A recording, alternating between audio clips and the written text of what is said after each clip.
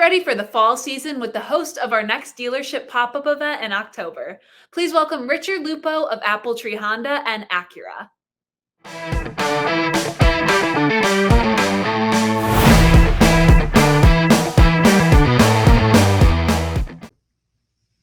Welcome back to the Fixed Ops Roundtable. The Roundtable pop-up events are coming around the country to a dealership near you.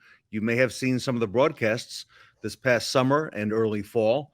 With us today is Richard Lupo. He is the service director at Appletree Honda and Acura, which will be the site of an upcoming pop-up event here in October. Richard, welcome to the Fixed Ops Roundtable.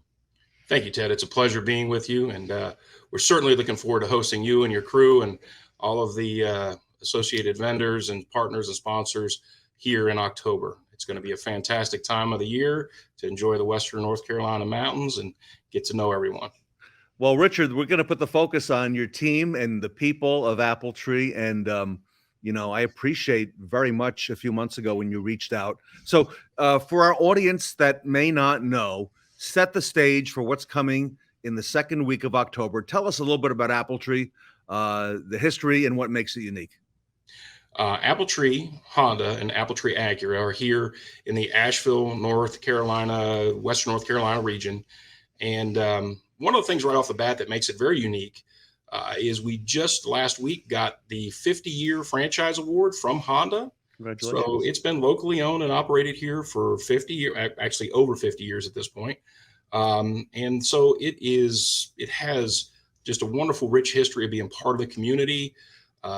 It was originally located up in the city of Asheville. It's moved a little south from the actual center of the city now, but put some new facilities up in the 90s. And then again, about 7 or 8 years ago, we built a brand new Honda store, and it's continued to grow and blossom and just be a part of the community.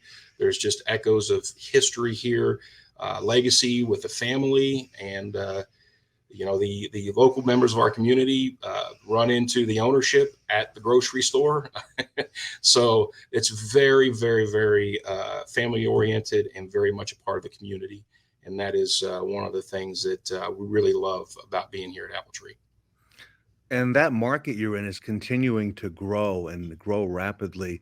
You're also no stranger to BG products, and I think that was part of the conversation when we first met. So tell us a little bit about the relationship. You use BG in the stores there? Yeah, we do.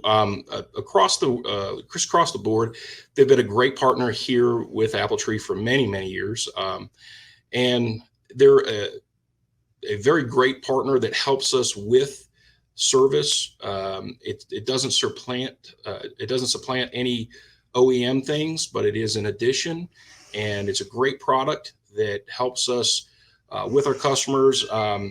We have it as part of our reconditioning process. There's some additives that we regularly put in with the new cars as they come in for service that just help maintain the good running of the vehicles. I mean, certainly we all aware of the carbon issues that have crept up with the direct injections and turbocharging, and the great quality of the 87 gasoline that we're putting in these things these days. So we definitely know that it helps tremendously with customer satisfaction, retention, by keeping the cars going and supplementing what we do with Honda and Acura. So, Richard, tell us your background. You're service director at both Honda and Acura there in Asheville. Tell us about you. Well, how far do you want to go back, Ted? I was born into the business. My dad owned an independent repair shop when I was born.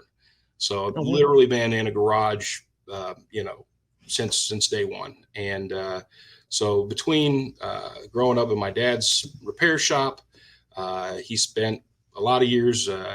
Many of the people out there in the business have roots in racing, like the Tasca. My family has very deep roots in racing. My dad was a professional race car driver for many, many years. And so between fixing cars at the shop, racing, all of that operations morphed into a trucking company many years later. Started years day one, and I became a service manager for the first time After many years as a flat rate technician, I became a service manager early 2000s, maybe 2004 or 5, probably, when I got my first official service manager gig. So, and since then it's been onward and upward, as they say. And background is I spent a lot of years with in the Florida market with a couple of the large publicly traded companies, and got myself exposed to some of the really great things that they do, the process, and the way that they go to market, and got a large tool belt from which to choose from at this point to help be successful here at AppleTree. And I'm looking forward to coming to see you in October with our pop-up event. We're going to be there, Richard, at the store. You also have some experience with the aftermarket. You and I were talking in the green room up here in the New York City area briefly. Yeah. So we, on just before my 21st birthday, we purchased a Midas franchise more long ago than I'd like to admit at this point, but got in the Midas business. I cut my teeth with another aftermarket company called Monroe when they were a much smaller company. I think that we opened store number 200, I think, or 220 or something like that. They've got thousands upon thousands of locations at this point. So I got cut my teeth in the business with them and went out on my own and bought a Midas franchise many years ago, and did some consulting work for Midas after that, and after we sold the franchise. And at a certain point, made the transition into the OEM, into the dealer side. And so, again, just one more piece of experience that I carry with me, the pretty good extensive knowledge of the aftermarket as well. Extremely valuable. So, Richard, there's a lot of change going on, as I don't have to tell you, in the industry, right? And it's affecting all parts of the dealership world. Fixed operations is squarely in the middle right now, service and parts. Look into your crystal ball. What does the future look like? What does the future for AppleTree first look like where you're there in Nashville, North Carolina? Couldn't be more excited. So one of the unique opportunities that's coming upon us is that the BEV, the coming BEV for Honda and Acura, the Western North Carolina market has been identified by Acura and by every metric as one of the top markets for luxury BEVs. So we're looking forward to a great allocation of the ZDX, and there's a lot of focus from Acura because the metrics of our market seem to indicate that this is going to be a great market for that. We're looking forward to the challenges that come up. It's certainly going to change our business model as far as the cadence at which we service the cars, how we approach the retail model. It's certainly going to definitely change all of those things over the coming years, and looking forward to those challenges. We have the legacy of our ownership that is on the next generation now, and so they're very engaged. We absolutely looking forward to that. Our friend Ed Roberts is doing a fantastic job with his mobile service, and we're evaluating that right now. So along with a freshly penned agreement with Honda to expand our service facilities by another 30%. So that should be fully in the works by the time you get here. And so we're expanding by about 30% our service capacity. We're welcoming the BEVs to the market, and our ownership is fully supportive of everything we're doing here. Looks great. So give us the lay of the land today, presently, Richard, between the two stores, approximately about how many technicians, what are you doing there in terms of volume? Currently, we are roughly about 20 technicians between the two stores, and a number of express techs does vary a little bit, but I'd say today we're at 13, and that number is going to increase dramatically. The capacity that we're adding is mainly going to be focused on express service and Acura accelerated service. So our expansion is going to be focused on servicing customers for that quick maintenance. Yeah, that would certainly fall in line with Honda, right? There's no question about it. So everything comes with an oil change when you service your Honda. You know, it starts with an oil change and a good multi-point. And that's what our customers have come to expect, you know, over the last 40, 50 years that Honda's really been retailing vehicles at the pace that they do. So. And you mentioned that you're really well suited for all these things that are coming ahead, Richard, all these tasks ahead. Why is that? Why are you guys well suited to do that? Well, if we can fully grasp the advantages that we have, it's only going to ensure the success going forward. We are not a part of a huge conglomeration, and some of those players have come into Western North Carolina because it continues to grow. And then some local operators have expanded greatly in our market.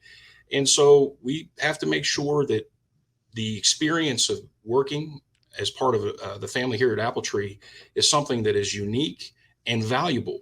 So what we're really trying to do is grasp that advantage that we have, that it is a unique experience to work here for the family that owns it, lives here locally, and is fully invested in the success of it. And the culture that's much different. And we want to continue to build the value of what it means to work and be a part of the Appletree family.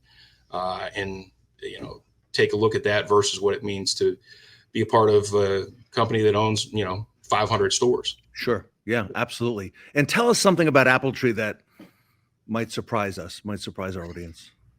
Well, as a tribute to what they have done here far before I got here, Appletree is the only Honda and Acura dealership in all of Western North Carolina. And there's been no need to put another point for either of those franchises. Wow. Where many of our competitors have multiple points in the area. And it just really comes down to the job that the family has done here, taking care of the people in the business. So we are the only Honda and Acura dealership from here to Greenville, South Carolina, Johnson City, Tennessee, really. And so 50 years of putting cars on the Hondas and Acuras on the street here in Western North Carolina. We have a huge customer base because of that. All right. And finally, tell us a little bit about why the Fixed Ops Roundtable. You reached out to me. I think it was a LinkedIn message over the summer. And you mentioned to me that you had talked to your BG distributor. You were seeing the pop-up events. I think we had done a couple by that time already. Ed Roberts certainly was one of them, okay, down at Bozard. And you mentioned to me that you wanted to talk, and we spoke, and you said, you know, I'm not quite sure, you know, we could get the pop-up here. And so kind of tell us how that all went and how it transpired. And because you got other dealers who are watching and listening today. Well, it all comes down to what you're doing, Ted, and you're doing a fantastic job and really have a lot of respect for what you're doing. The partners that you've put together, the sponsorship, the sponsors of the Fixed Ops Roundtable, such as BG and Reynolds, all of the other partners that you have, plus the other dealers, the Tascas, Nello, Ed, to be associated with great run, well-run organizations, such as Bozard or the Tasca, and then being associated with, legacy great vendors like BG or Reynolds that are in this industry. It wrapped it up in a great package that you're putting out there. It can't be any better suited for what our goals are here at Appletree. Well, we're looking forward to coming there. Good news, Richard. We just got some Fixed Ops Roundtable pop-up swag. So nice. we've just, in fact, our friends at BG helped a lot with that. They have a division called BG Automation where they do their own embroidery. And so they helped with the design of that and the production of that and the Richardson hats. And we have a lot of stuff coming. So we're going to be implementing that there at your location in October. So Richard, really looking forward to meeting you in person at Appletree Honda Acura. It'll be our pop-up event. It's going to be the second week of October, everybody. You want to look for that, of course, on social media. Richard Lupo, a big part of the Fixed Ops community, now the Fixed Ops Roundtable community. He's the service director at Appletree Honda and Acura. You can reach out to him. You see his email scrolling down below. Richard, on behalf of the Fixed Ops Roundtable, thank you for everything you're doing. Ted, it's a pleasure. Can't wait to meet you in person with the rest of your team. Yeah, we'll see you soon. All right, Richard Lupo, everybody, from Thank you. Appletree Honda and Acura here today at the Fixed Ops Roundtable.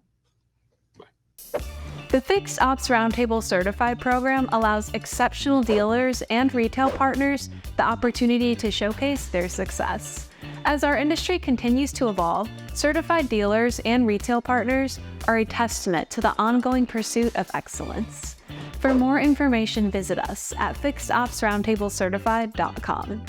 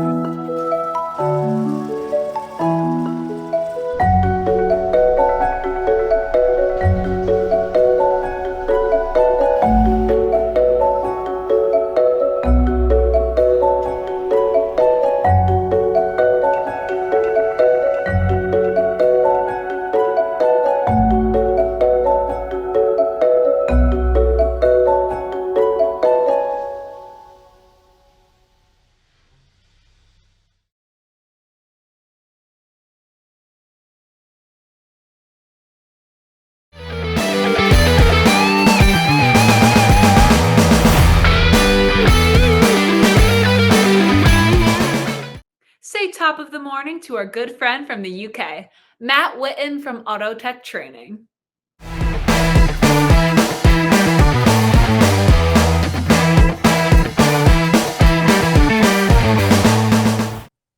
Welcome back to the Fixed Ops Roundtable.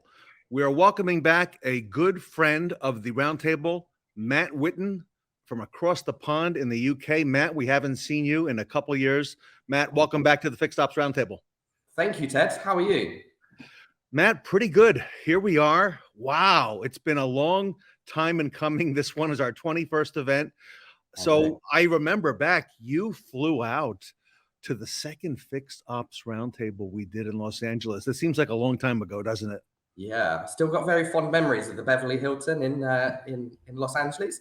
The second event. I can't believe we're now on our 21st event. It's absolutely amazing. It's been so amazing to see your journey over social media and the impact you're having in fixed ops in the UK and in the US. You've got a lot of presence over here, so it's definitely working well, Ted.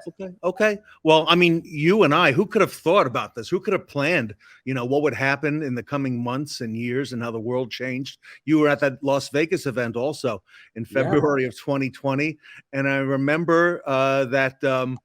We had those 2 tickets to meet Jay Leno the next night at the Mirage backstage. And Matt, you were the winner and you got a chance to meet Jay. What an awesome ticket that was. He was so funny as well. We couldn't stop laughing for the hour that he was on stage.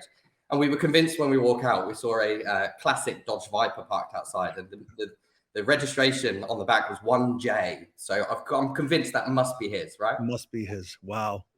And then a year later, we had him speak at the Roundtable. Okay, how about that? A year later, in February of 2021, Jay was on the show and he joined us and we had a good time speaking to him. Okay, so bring us up to speed.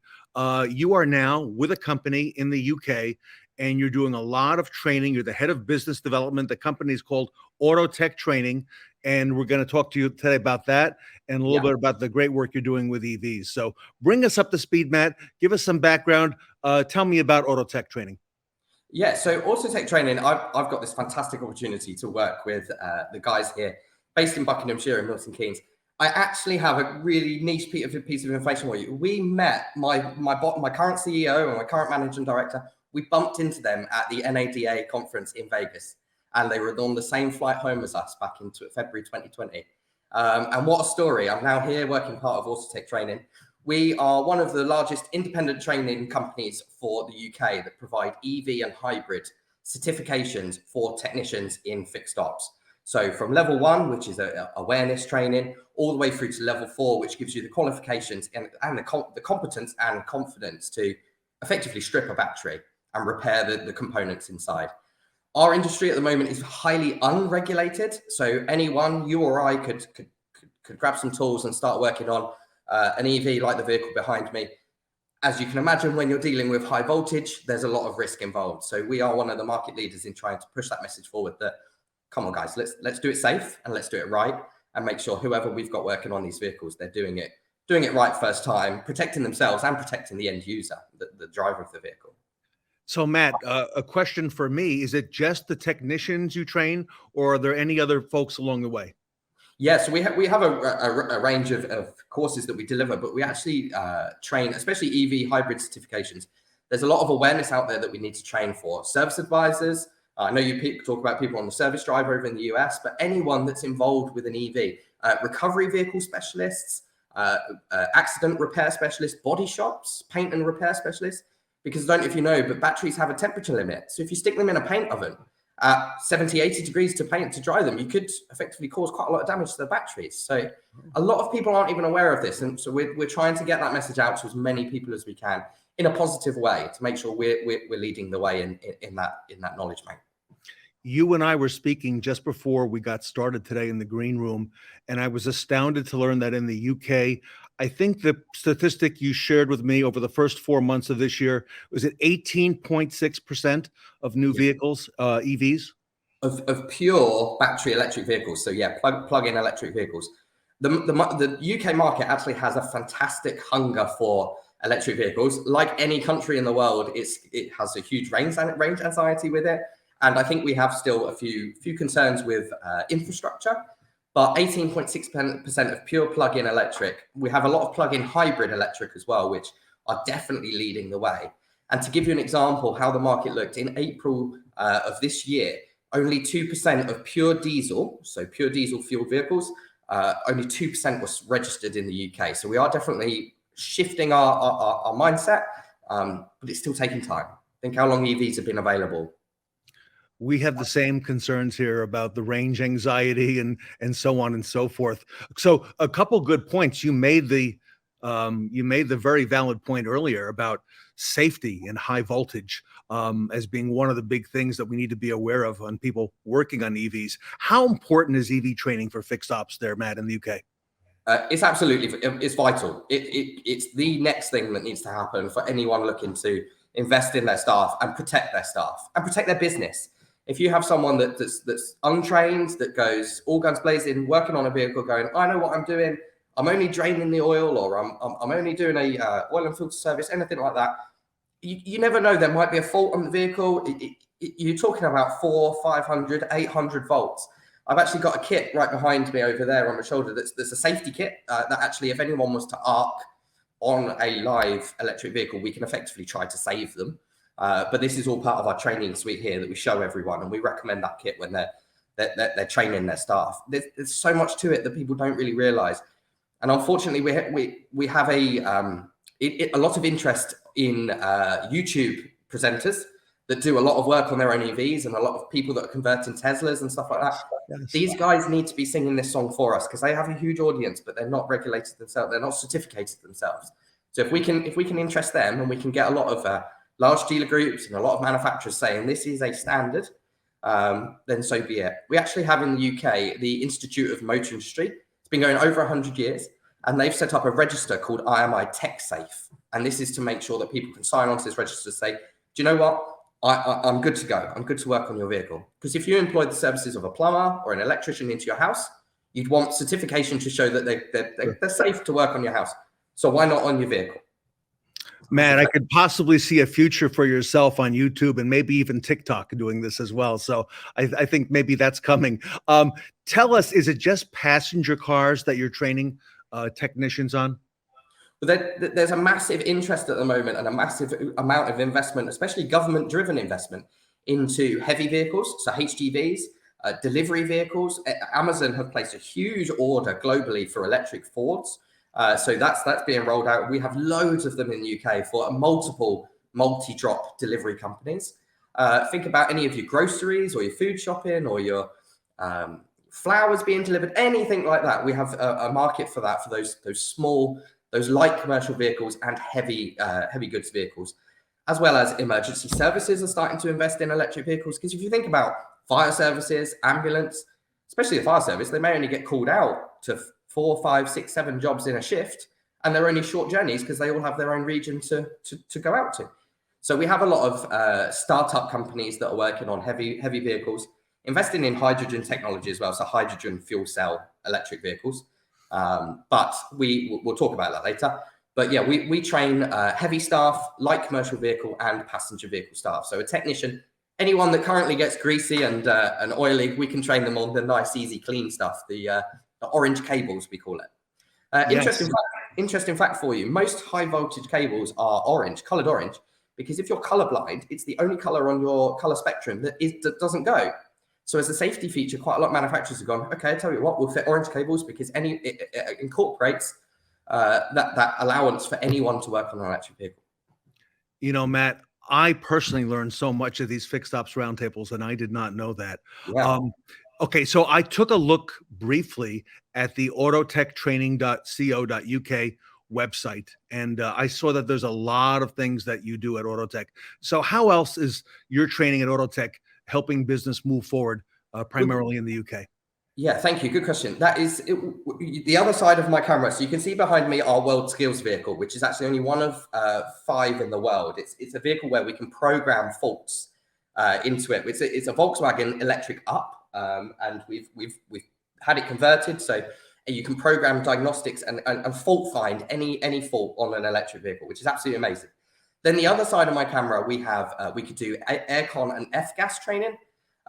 In 2024, they are mandating that any vehicle on the road needs to have some sort of ADAS technology fitted to it. Yes. So I now have an ADAS board here, which is right next to me here.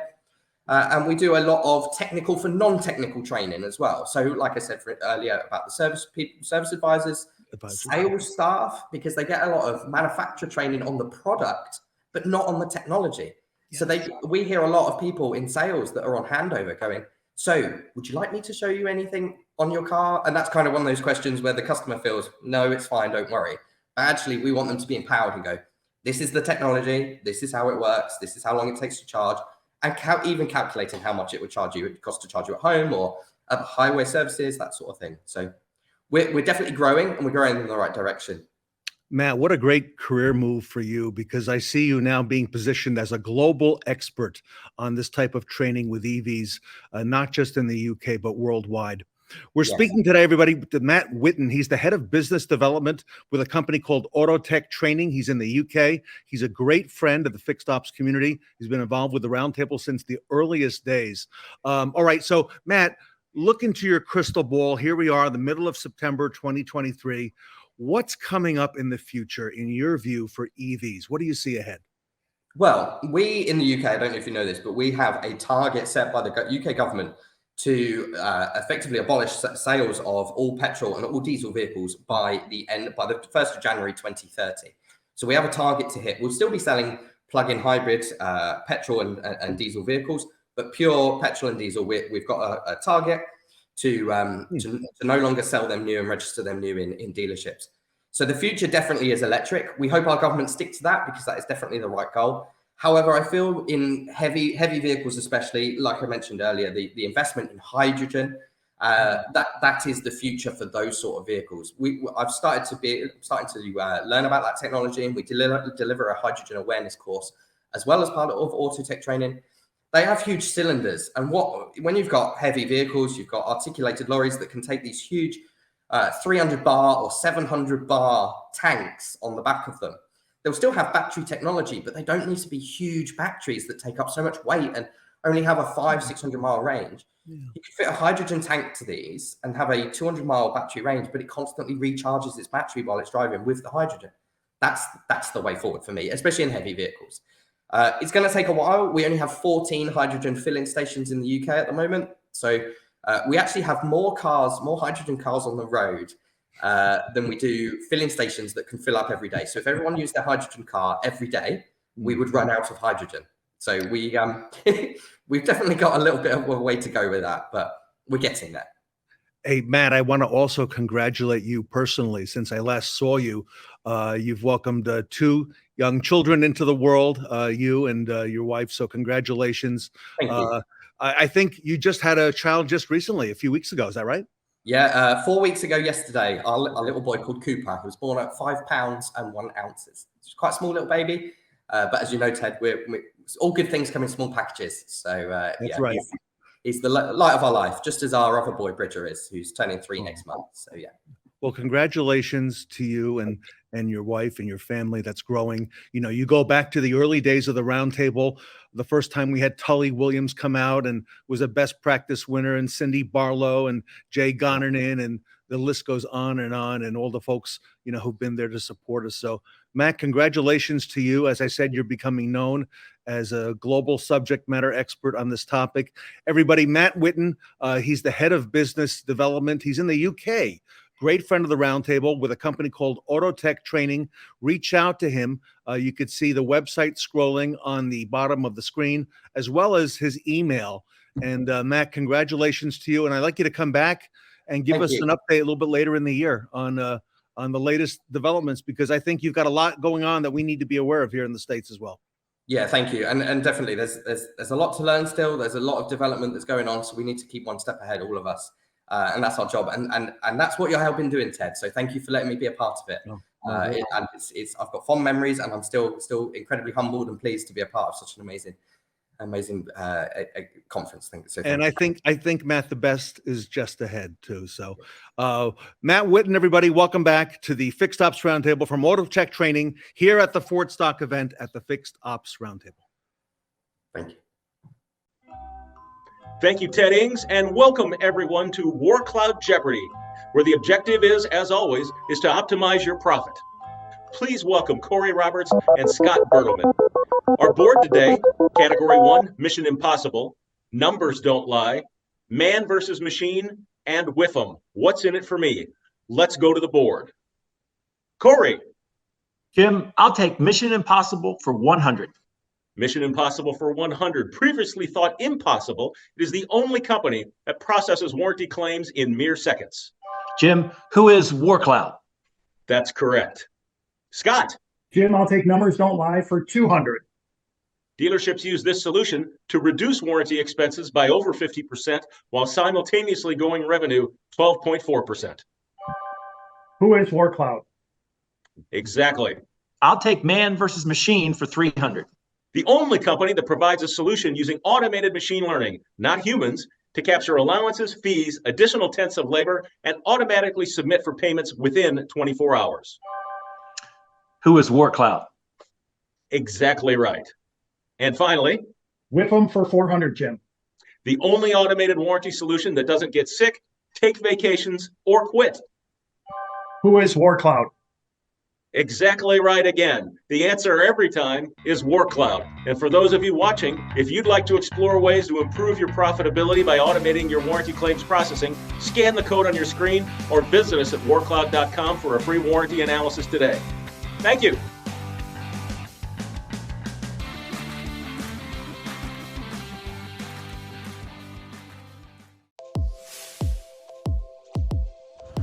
You know that feeling when a wave hits you? Not just the ocean, but the waves of sound, light, information. All these waves carry energy. And when you amplify that energy, it builds and grows. It becomes stronger, louder, and faster. Without this energy, there is, well, nothing. What does the wave of your dealership look like? What about our industry? What can we do to create more energy and continue moving forward? I'm Chris Walsh, president of Reynolds & Reynolds, and I want to personally invite you to the 2023 Reynolds Retail Summit, where we will amplify automotive through a 2-day event dedicated to learning, growth, and pushing all of us forward. Reimagine your current processes through workshops and presentations led by industry experts. Discover how to overcome barriers to achieving maximum profitability and connect with other top-performing dealers leaning on our collective experiences. Join us at the Reynolds Retail Summit this September at the world-famous Indianapolis Motor Speedway. Space is limited, so register now to secure your spot. I look forward to seeing you there.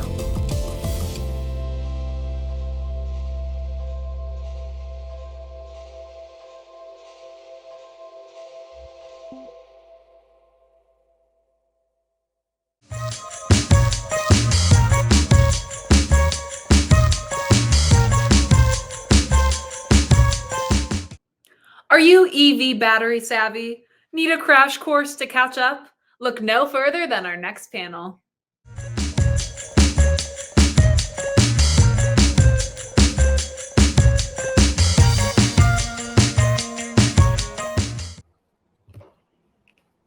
Welcome back to the Fixed Ops Roundtable. Our good friend Roger Conant has put together a panel on building a successful EV service platform.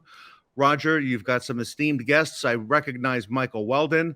We're about to meet Scott Case and Michael. Roger, I'll let you do the pleasantries and get things started. Fantastic. Well, around the Fixed Ops Roundtable, we all know Michael Weldon, Fixed Ops Director for the group out in California. Michael is one of those service director guys who gives back as much as he takes. Okay. And he's just a rarity. And I've got Scott Case and Michael Wheatley, who are both with a company that nobody knows about that should know about. Okay. And it's called Recurrent. They are on this panel as a resource, and they were one heck of a resource. It's I call it the home of battery savvy, EV battery savvy. So that's who we got here. All right, Roger, I'll let you take it away. I know you got some slides to show to kick things off. Fantastic. Well, let's bring up that first slide. And this slide is actually from a presentation that Les Silver did for the Roundtable a year ago. And I reviewed it early on when I was doing research. You know, I drill deep while others sleep when it comes to research, guys. I overdo it, as a matter of fact. But I have to tell you that I got this slide as one of Les Silver's presentations on EVs in the service lane. And I picked this slide out here. Let's talk about the problem with one slide, and then we're going to get into the solution, okay? We got enough talk about the problem right now with EVs. And let's do this up. Dealership fixed absorption was going to drop to 25%. EVs only need half the service work compared to ICVs. And dealerships will not have enough work to be able to fully utilize their service facilities. Are these service true? Go to the next slide, if you would, Ted. And I have to tell you, that 20 minutes presentation that Les did with Ted on EVs in the service lane should be mandatory with every fixed ops director, service advisor. It is excellent. And the answer to the question is perceptions are wrong sometimes. Go to that second slide for me there, Ted, and I'll tell you how he basically ended. This is his last slide, and I want to concentrate on this a little bit. You know, with all the problems with EVs and the fear about them, this industry really has missed the opportunity with gasoline-powered vehicles at retention. I mean, our retention in the industry is pretty low, all right? But let me read this one thing from the slide that Les put together. Dealers have the opportunity to educate the customer from the time of sale on the services needed to protect their investment and aggressively market the services when they are due with a strong customer retention focus.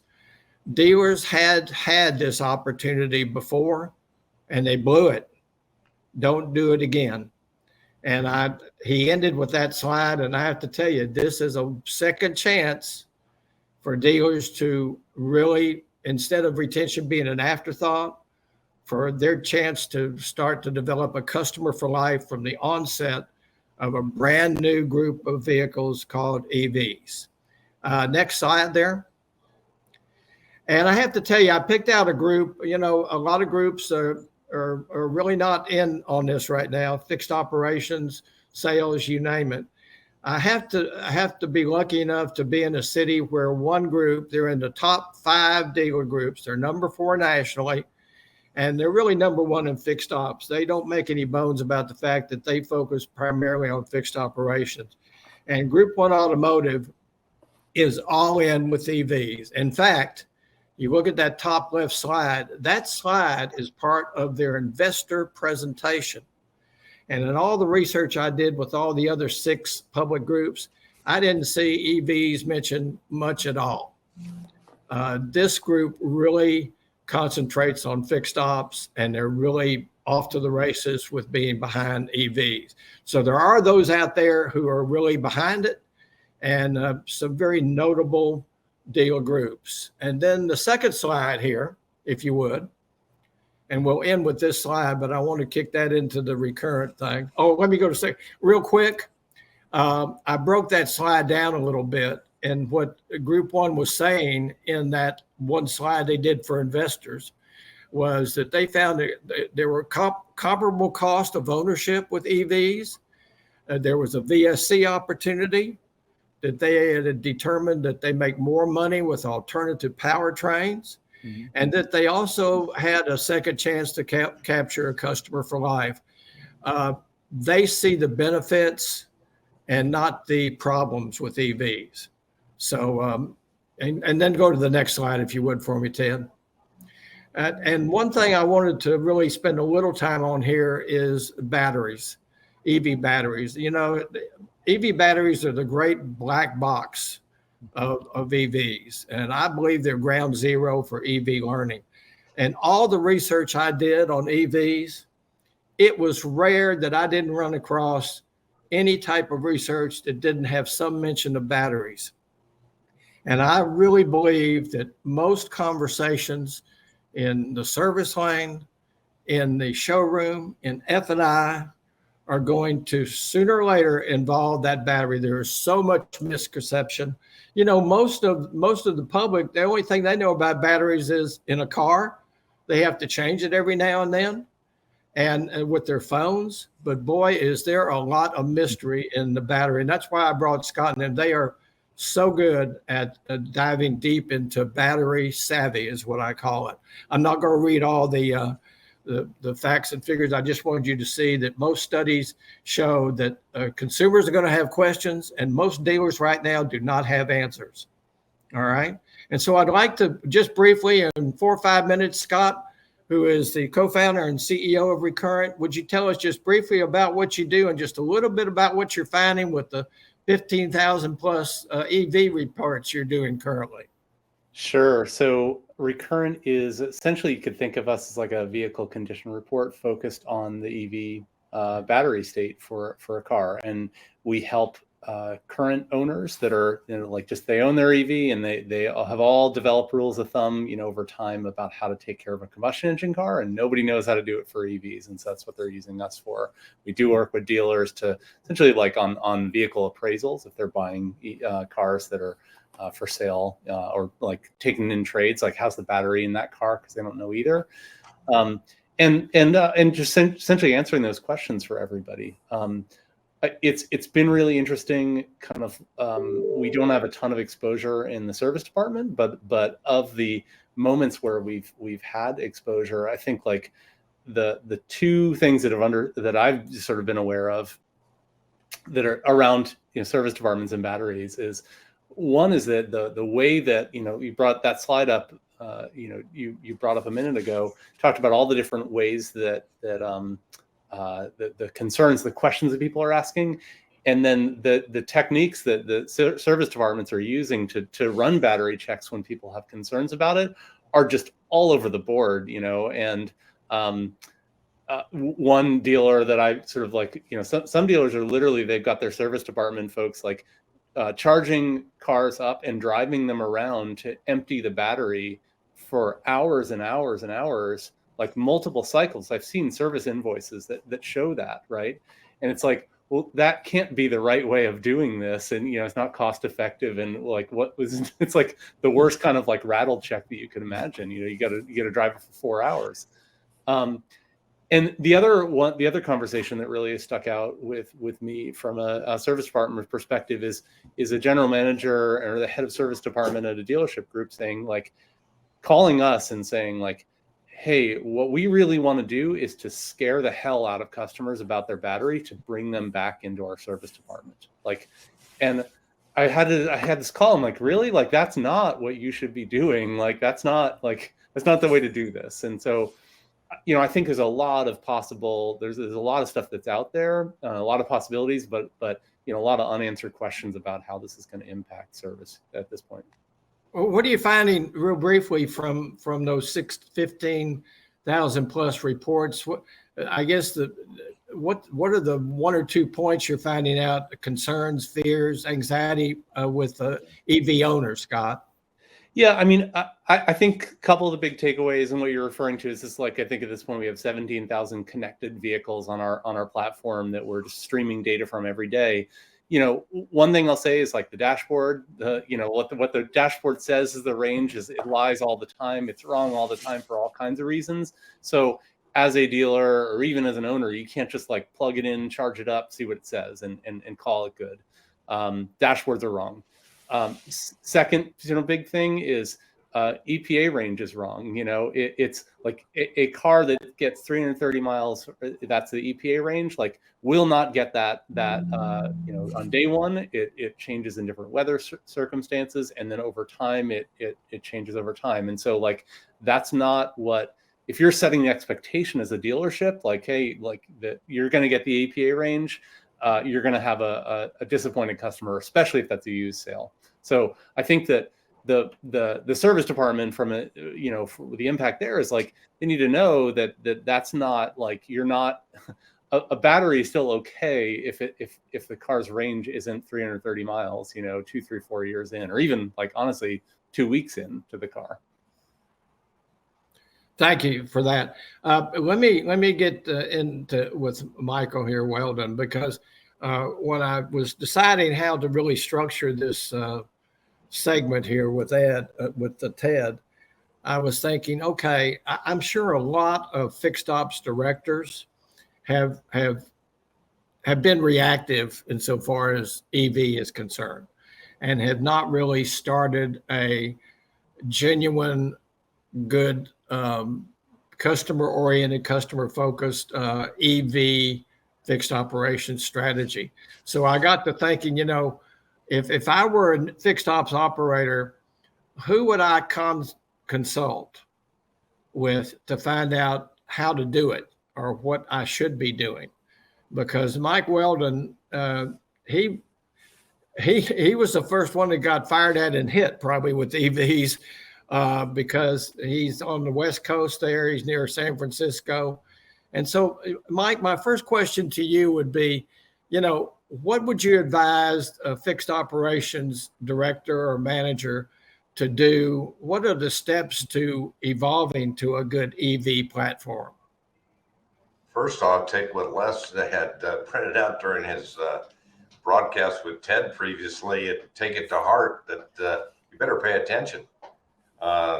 There's a cycle, and to Les's point, we did a very poor job of retaining our I call them guests, but our retention has never been that much on mine, because we just cyclically keep selling new vehicles and thinking that's going to sustain the fixed ops, and it doesn't. And then when you look at the average consumer that leaves, and goes to the independent, it's within the first 5 years, and most people are not paying attention. So you got to look at your business first off. You got to retain your guests first off. I think that, you can't change progress. It's going to happen regardless, whether it is hydrogen or this new blue fuel that everybody's talking about. You need to set everybody in line so that they start transitioning to this new technology. And then we need to work on our current ICE vehicle guests because there's going to be a mix, and retain those to sustain our business growth. What pushback did you get when you start? How did you really start your program with your staff there, with your advisor, your technician? How did you really start that process of EV savvy, and what type of pushback or challenges did you have during that process, Michael? Well, first off, you got to get them excited about it. I think that's the biggest thing. And if you're excited and you get them excited and you help them realize the benefit of doing it. The second thing, the biggest challenge is you take, I talk on different formats regarding tech retention and what have you. You've got to get your techs, your young techs and your seasoned techs all excited about this technology. And then you have to embrace them and then make sure that they're properly trained so that they can see that they're going to be able to sustain their livelihood with this new technology as well. What are you finding in doing this for a while with customers?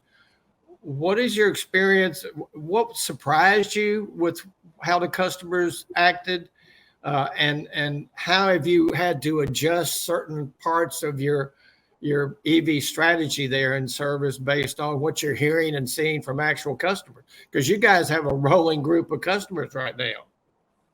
Well, if you talk about interactions with guests, the emotion is different than an ICE vehicle. If somebody gets stranded because of weather, or somebody gets stranded because all the lights go off in this unit and it malfunctions right there during them using the vehicle, you've got to be more open-minded, and you have to embrace their concern, and then you have to take action because they're completely different. Yeah. Somebody that gets an EV vehicle has different expectations. They're embracing technology. They don't expect it to break. They expect to get a very good return on their investment. And when that doesn't happen, we have to then coach them through it or counsel with them. I was going to say, I think that emotional observation you made is so interesting. I mean, so my daily driver is a Volkswagen ID4. I've had it now for 2 years. And when there's a lot of new tech in these cars, and when something goes wrong a little bit, like my wife, who's not quite as far into EVs as I am, she's just gets all mad. She's like, I can't believe we're, in this rolling death wrap type thing. And I feel like the weight of the EV sort of transition is on my shoulders in that moment. And, so it's a real emotional thing. You're right. I could imagine how that would sort of impact people calling in. Michael, my assumption, and based on no deep knowledge of this part, but when I first started getting into my research on EVs, I thought, we got a real problem with the technician shortage. Okay. And we're losing a lot of people to other technology type, pies in the sky, this type thing. Do you believe that EVs, the integration of EVs into the service line will draw more younger people, or what's your feeling about that? I think that what we have to do is we have to engage in the educational platform. We have to let people know that they can earn a good living repairing vehicles. I don't think we've done very well over the years. There are some companies out there that promote training and what have you, but getting a technician in to your shop or taking an existing technician requires a lot of counseling. It takes a lot of convincing, and it takes a lot of investment on our part to show them that they're important in this process of change, so that they want to embrace it. When you talk about going out into the end, I think it's going to attract some people that had not been in the business. But we've got to convince their parents to at least let them go get educated so they can come in, because that's been the biggest thing. That parents had a lot of influence on their young adults, and then they said, well, no, go be a .com or get into engineering or become a civil engineer, or go work for Google, or they don't look at the automotive industry as a good platform for growth and sustainment for people. And I got to tell you, it is. And it's going to take all of us to get out there and promote that. You know, I think we're at an adoption curve critical point right now. The early adopters always grab onto things first, and I'm sure that's happened with EVs. But, a couple of months ago, we started seeing the headlines of, that it's dropping off. The interest in EVs is dropping off. My contention is that we're entering another phase of the adoption curve. I mean, the early adopters, sooner or later, there's going to continue to be that group. But Michael, I've heard you talk about this. We're going to be, and I've heard Scott talk about this, that we're going to be more having to convince and persuade and educate people who are in the suburbs, okay, who may be have another car, who may have a garage where they can charge, because everybody talks about the press loves bad news, and that's just the nature of the beast. But the real crux of this is being able to charge at home. And I think we're starting to move into another area of adoption. You talked about the two-car family. It's going to give us a chance at the other non-EV vehicle when we give our experience of the EV experience to our customers. Talk about that two-car family in EVs, Michael. Well, this is my personal opinion. I think what's going to happen, at least in the interim, is that you're going to see a transition where somebody's going to have a conventional vehicle or an ICE vehicle, and then you're going to have somebody, their second vehicle next to them, that they're going to use to putt around the city and do the things locally. It's going to be an electric vehicle. I just see that you can't stop it. We're going to transition with this technology, and the government's also going to have some influence on how we think. And we got to be prepared. On our side, we got to be prepared, because when it doesn't meet somebody's expectations, they're immediately disappointed in their investment. And we've got to make sure that they made the right investment, and by encouraging them and making sure their vehicles stay on the road.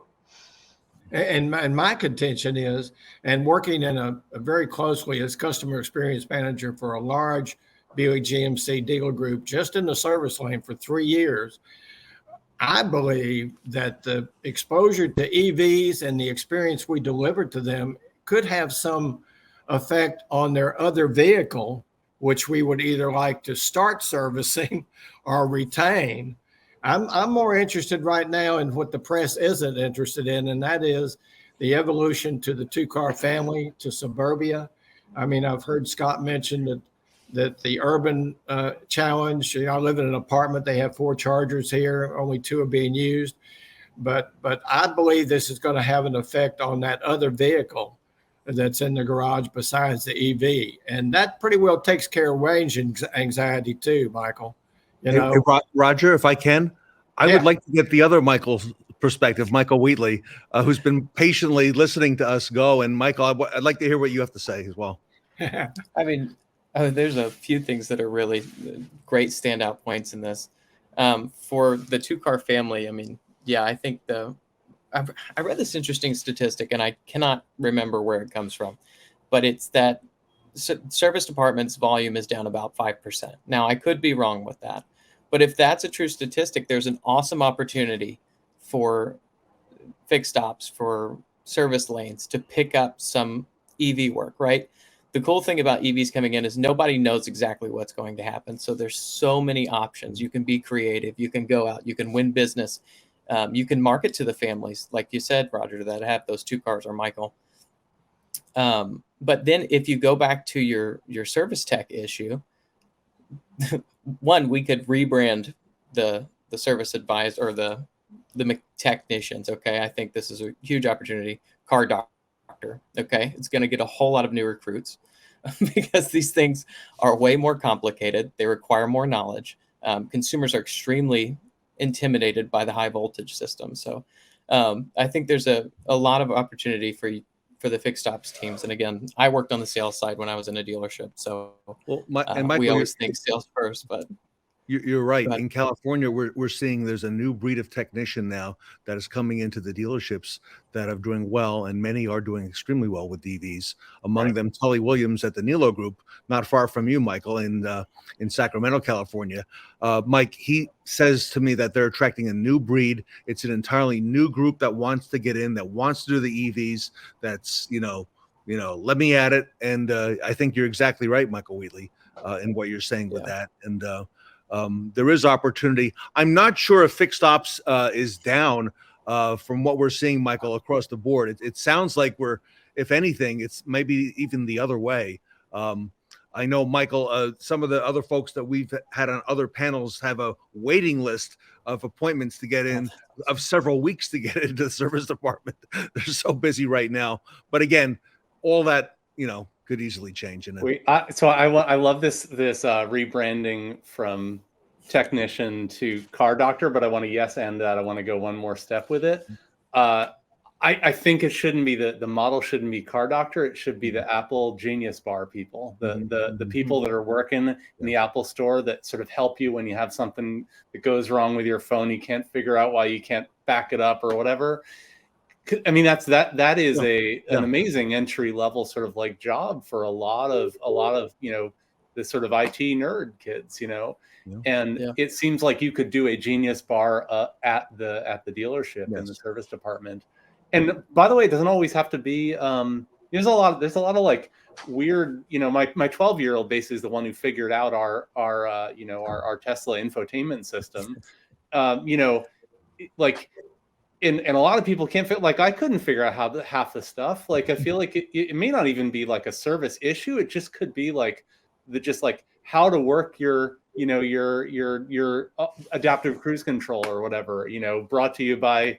Frankly, you could hire my 12-year-old to be your first employee, Michael. But that could be a great like sort of entry service point that either they can do it remotely or they can bring it in, or they can have them bring it in the store for a Genius Bar appointment. A lot of consumers that are coming in with what they think or perceive or technical problems with their vehicle is basically just understanding how they operate. It's not necessarily that they have a malfunction within the system. And to everybody's point, this has been set up nicely for us. If you pull out of your pocket your iPhone or your Google phone or whatever, the technology has been so advanced there that these folks that are coming in, to Ted's point, that are coming in, they're very good on these phones. They know the technology, they know the software. They're very, very in tune to new technology. So that's who's going to come in, and they'll like the fact that you don't have to get dirty to work on these. Yeah, I like that. And Mike Weldon, the panel you were just on, I believe it was yesterday, with those new mindset parts managers. I had them on the After Dark show as well. And hearing Shawn Parrott out in Salt Lake City, Utah, talk about the same thing, the Genius Bar and reconfiguring the way that things are presented and marketed within a dealership to the customer. Mike Weldon, I think the parts managers would be a very receptive audience as well, because this is something new for them, and eventually is going to fall back in their lap as well. You bet. I fully agree. And Ted, I really appreciate the panel today. One of the things that I have as my mission is to make darn sure we keep the focus on building education and awareness with the service department, because I know from working in that part of the dealership, the front end sells the first car and the service department sells the rest of them. And I know that the brunt of questions and information is going to fall on that service department.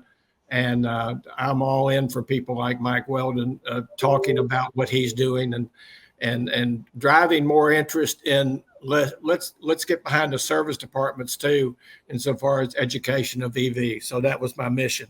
I appreciate you airing this today, Ted. Scott, Roger, thank you for making us aware and opening our eyes to this. Scott, if our audience wants to get a hold of your company and wants to learn more, is there a website or a place we can go visit to learn more about what you're doing? Thanks. I wasn't supposed to be pitching product, so but you're not. But I think it's I think it's important that we know where to go. Absolutely. Recurrentauto.com is our website, where you can just Google Recurrent. It's sort of a pun, like current, like batteries, and then Yeah. Anyway, so let me just add, this group does a lot more resource speaking than it does pitching products. I will assure you of that. So thank you, Ted. Everybody, Scott Case and Michael Wheatley from Recurrent here with us today at the Fixed Ops Roundtable, joined by Michael Weldon at the Hansel Automotive Group in Santa Rosa, California. Our great friend Roger Conant down in Houston. Roger, keep cool. And everybody, thank you so much for your time today on behalf of the Fixed Ops community. Thank you. Thanks. Thank you.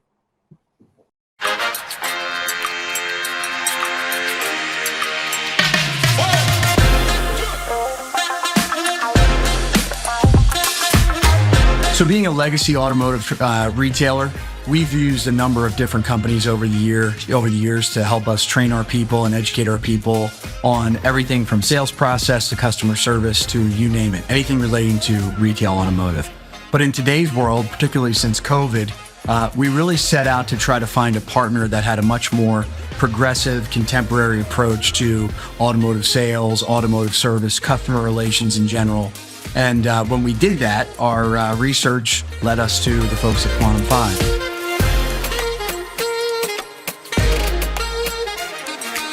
Anything that you can do consistently the same way gets better. So what Quantum gives us the ability to do, or has taught us how to do, is follow a very specific framework that delivers a very specific result every time. And that has been invaluable both to our veterans that have been in the business longer than me and the people that we're hiring new. Quantum came into the store as a partner. They've executed on that on every call, every interaction. And what our veteran staff finds to be the most beneficial is they get to continue to learn.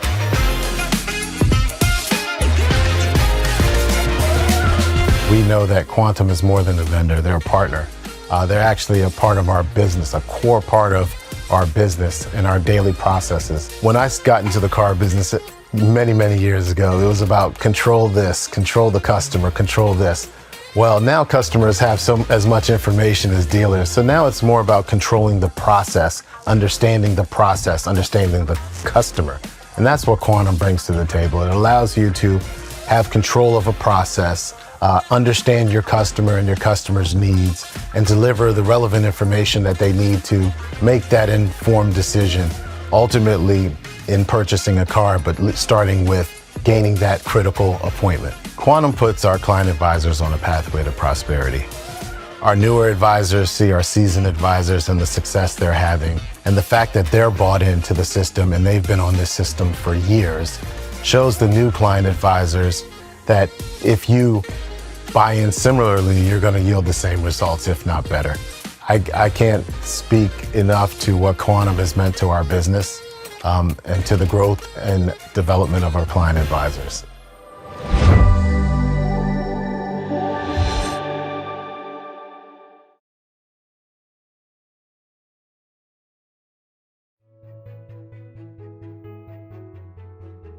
Hi, I'm Terry Caudill. I wanted to welcome you to Nilo Acura and introduce you to our world-class team. Hello, welcome to Nilo Acura. My name is Chandra Rosales. I am the Assistant Service Manager, and we are going to introduce you to our world-class team.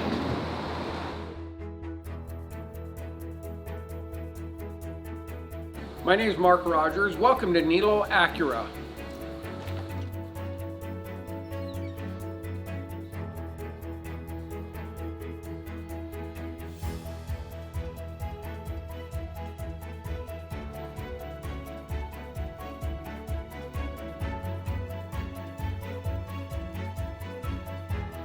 The control arms are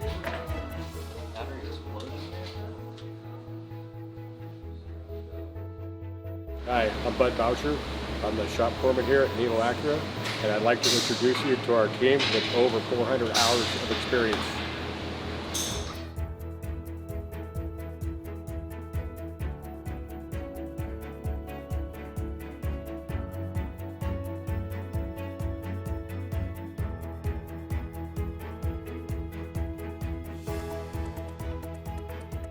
Hi, I'm Chuck Toll, parts manager here at Nilo Acura. Welcome to Nilo Acura and our world-class parts department.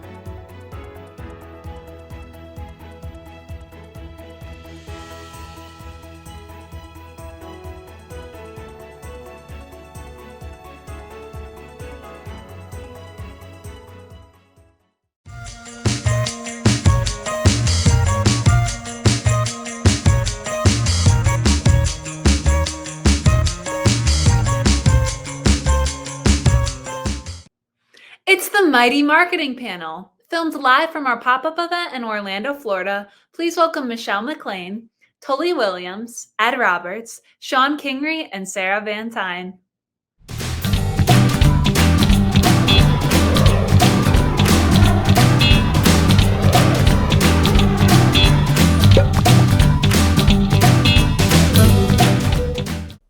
Welcome back to the Fixed Ops Roundtable.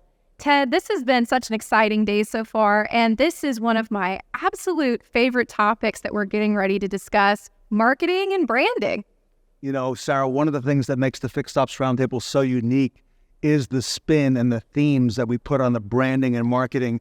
And today, in addition to having Ed Roberts and Tully on our panel, we're so grateful to have the marketing genius behind the Fixed Ops Roundtable. Michelle McLain is here with us, and our great friend, Shon Kingrey, Vice President of Fixed Operations at the Kaiser Automotive Group.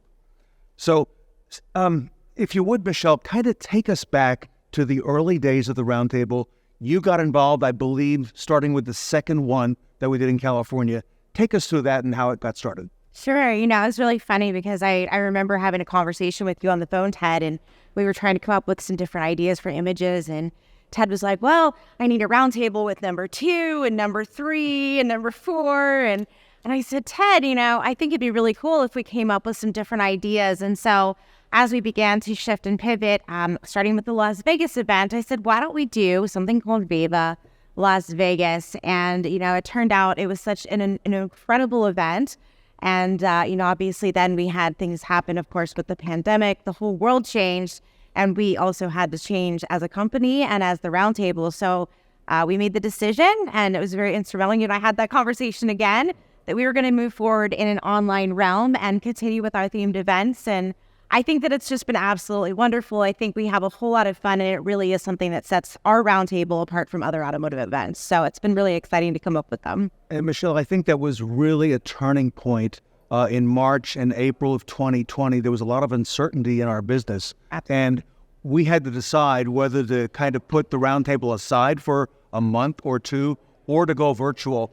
And I remember, you know, my idea of the next theme was calling it the virtual event, but you said it's got to be much more than that. Yeah. Kind of take us through that, because then we got into Back to the Future and The Greatest Show and so on and so forth. Absolutely. Well, I think that we can all agree, right? 2020 was definitely the year of Jumanji, right? So many different crazy things were happening and going on in the world. And so I thought, you know, everybody kind of was making jokes on social media about what level of Jumanji are we going to reach this week with this ridiculousness. And so we did a twist on it with the roundtable. And I think that was probably one of the most out of the box events that we did. We did so many different types of themes and graphics and all types of stuff, different videos. And I think that we really began to bring the roundtable to life with that event. And you know, now that we are going forward and the things that we're doing, I think each event that we've done since then has just gotten even bigger and bigger and bigger. It's been a lot more interactive. And now we have people, all of our wonderful, incredible sponsors and guest speakers and hosts now are really getting involved with the event. They're dressing up, and I think we're really doing something that's unique, and it's a whole lot different that people want to be involved with. So I think it's been really exciting. So Michelle, we have the anchors of the event, Tully Williams, Ed Roberts, and Sarah with us here today, and we got our Tully buttons. By the way, that's part of the branding and the messaging. Enter Shon Kingrey. Shawn, how did you get involved with the roundtable at the inception? So back in 2020, I was working with somebody who I actually met through your roundtables, was John Fairchild. and John was coming to some of my stores when I was still here in Florida, and he introduced me to you, and that started, like I said, that was over 3 years ago, and you talk about how you've grown and how you've progressed since then. I remember doing my first panel in my living room against a white wall, spent half of it looking out the window because I was so nervous, drinking Diet Coke every 12 seconds, to wearing wigs and cowboy hats now. So we've obviously progressed a little bit since then. You know what? You've actually moved the needle because you've been involved with the branding. I remember when we came up with the Back to the 80s event, Tully and Ed, you might want to speak to that. We got a text late one night from Shawn Kingrey on some things that he recommended we wear. I'll let Shawn run with that one. Well, that's all right. So we were doing a live event on Monday or Wednesday night, and we're literally doing the live event, and I'm sending a text message. Hey, everybody, get on Amazon. You can buy this wig. You can buy this shirt. And literally that same night, we all had the same wig. We all had it. It was great. Long hang the hat on there, and then we had to get into the moves. We did. So I had to let it come from Shawn because that's where the personality came from, and we all ended up. He sent the same link out, so we had the same wig, and it was perfect. We did.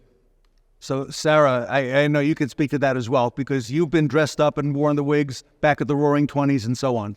Yes. So, I've absolutely loved how the themes have evolved as you continue to build these different events. And it just keeps going more and more as we keep adding things to it.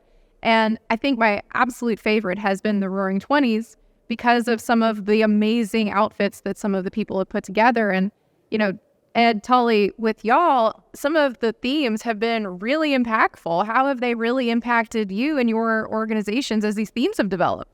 It makes it fun. I mean, people want to make the conversation a lot of fun. So all of us have gotten dressed up and we make it more fun. And then, we're waiting for Shawn to send us the next link for the next one so we can dress up for the groovy 60s, right? So we can't wait to have fun. And then talk about great stuff about fixed ops. What better thing can we do? They get to relive history of that, and we get to learn about history and tie those elements together, and that just makes it fun for everybody. But Ed, it's also been said, what does this have to do with fixed ops? The Roaring 20s, back to the 80s, Jumanji, is that really fixed ops? And, my answer to that is, we've put a different take on fixed ops and made it fun and exciting. Truly, yes. It's a different take on fixed ops. We are in the people business, and it's all about connecting with people, and everybody's going to connect at a different level. And so we have these different themes. Some will connect a little tighter than others, but it all hits at some point, and it's connecting with people. And we're in the people business, and that's what we should be doing. So Michelle, speaking to what Ed and Tully and Shawn and Sarah have been saying, people have been dressing up for these shows. We've actually had not just Best Practice Awards, but Best Dressed Awards. So Michelle, down the road and in the near future and far future, are the themes going away? Are we going to continue to expand on that and make them better? No, we are absolutely going to continue to expand and make them better. I think what's really great is that this is an opportunity for people to step outside of their comfort zones, right? Sometimes it's pushing the bar to the next level and doing something different. I mean, we've all been to all of the different automotive events, and it's usually the same people and the same things and the same lineup. And this really gives people an opportunity to let their personality shine. And so absolutely, we're going to continue with the themes to get bigger and better. And I can't wait to see what we're going to do in the future. So I'll be spinning my wheels after the FORTSTOCK event to see what we're going to do next. And as always, if you have any creative feedback, we'd love to hear from you. Feel free, you can reach out to myself or Ted and give us your idea for the next event. So it's super fun. So I have heard when I was at your organization that not only do you embody the theme, but you actually wear that wig throughout the dealerships. You're wearing it all day, walking around with that, and people have come to expect that of you, Tully. Well, it makes it fun. I mean, there's crazy Tully with about the hour guy, but you know what? Life's too short to be upset and wound up. Let's make it fun, and that's the reason why these things are so much fun to come to now. I mean, I think it's more about the theme than it is what we're talking about sometimes, right? And then, what crazy wig or what crazy costume, it just makes it a lot of fun. And then everybody at work, they love it. And then we take shots, we put them on there on our TVs for everybody to look at, and then we get people to dress up. I mean, isn't that the coolest thing ever? And Ed, going back to 2020, the year of the Jumanji, that was the first year that we began with the Tully buttons, all right? Where I was so impressed with the fact that I saw a picture online that you and your staff, there had to be 20, 30 people in that room in Florida 2,500 miles away from California, we're all wearing the Tully button. That one was easy. There's been some different themes that's been a little bit tough because I have a glass office, so everybody that comes by can see. And I'm sitting in there with wigs on or costumes on or whatever else, and they're walking by thinking, Ed's fell off a cliff already. It's been fun. Shawn, your feelings on the themes and where we're headed with those as well. You know, listen, this business is a grind, and you ask what it has to do with fixed operations, how it's related to fixed operations. The business itself is a grind. Any fun you can twist into it or turn into it, the fun you can have, and again, and I don't need to turn this into this, but you asked what the fixed operations are, the table and the round tables and everything that's brought to me is everybody on the stage. I wouldn't have met any of you. Totally had the relationships and turning the fun side of it. And, you know, no pizza, we all know Marco, and all that stuff. And people talk about it. You go to events, you go to NAD and you walk around and people are like, hey, I saw you and I saw your Star Wars stuff. And it's all of that. It's all the themes. It's a big deal. And you know what, Sarah? Not only, you know, when I first met Ed, he was on the cover of Fix Ops magazine, which he's been several times now. But Sarah, to see you on the cover of Fix Ops magazine, to see Tully on the cover of Fix Ops magazine, and the same thing with Shon Kingrey. Michelle, I guess that you're next. Wow. Where's Ron Overs? Ron, I want to be on the cover next. All right, so the marketing and branding are unique at the Fixed Ops Roundtable. We're very grateful to everybody who participates in our events, and so thankful. Here we are at our third pop-up event. A lot more coming up here at the event at the Fixed Ops Roundtable. Stay with us. The Fixed Ops Roundtable Certified Program is designed to help preferred dealers and partners with powerful tools and resources. Learn more at fixedopsroundtablecertified.com.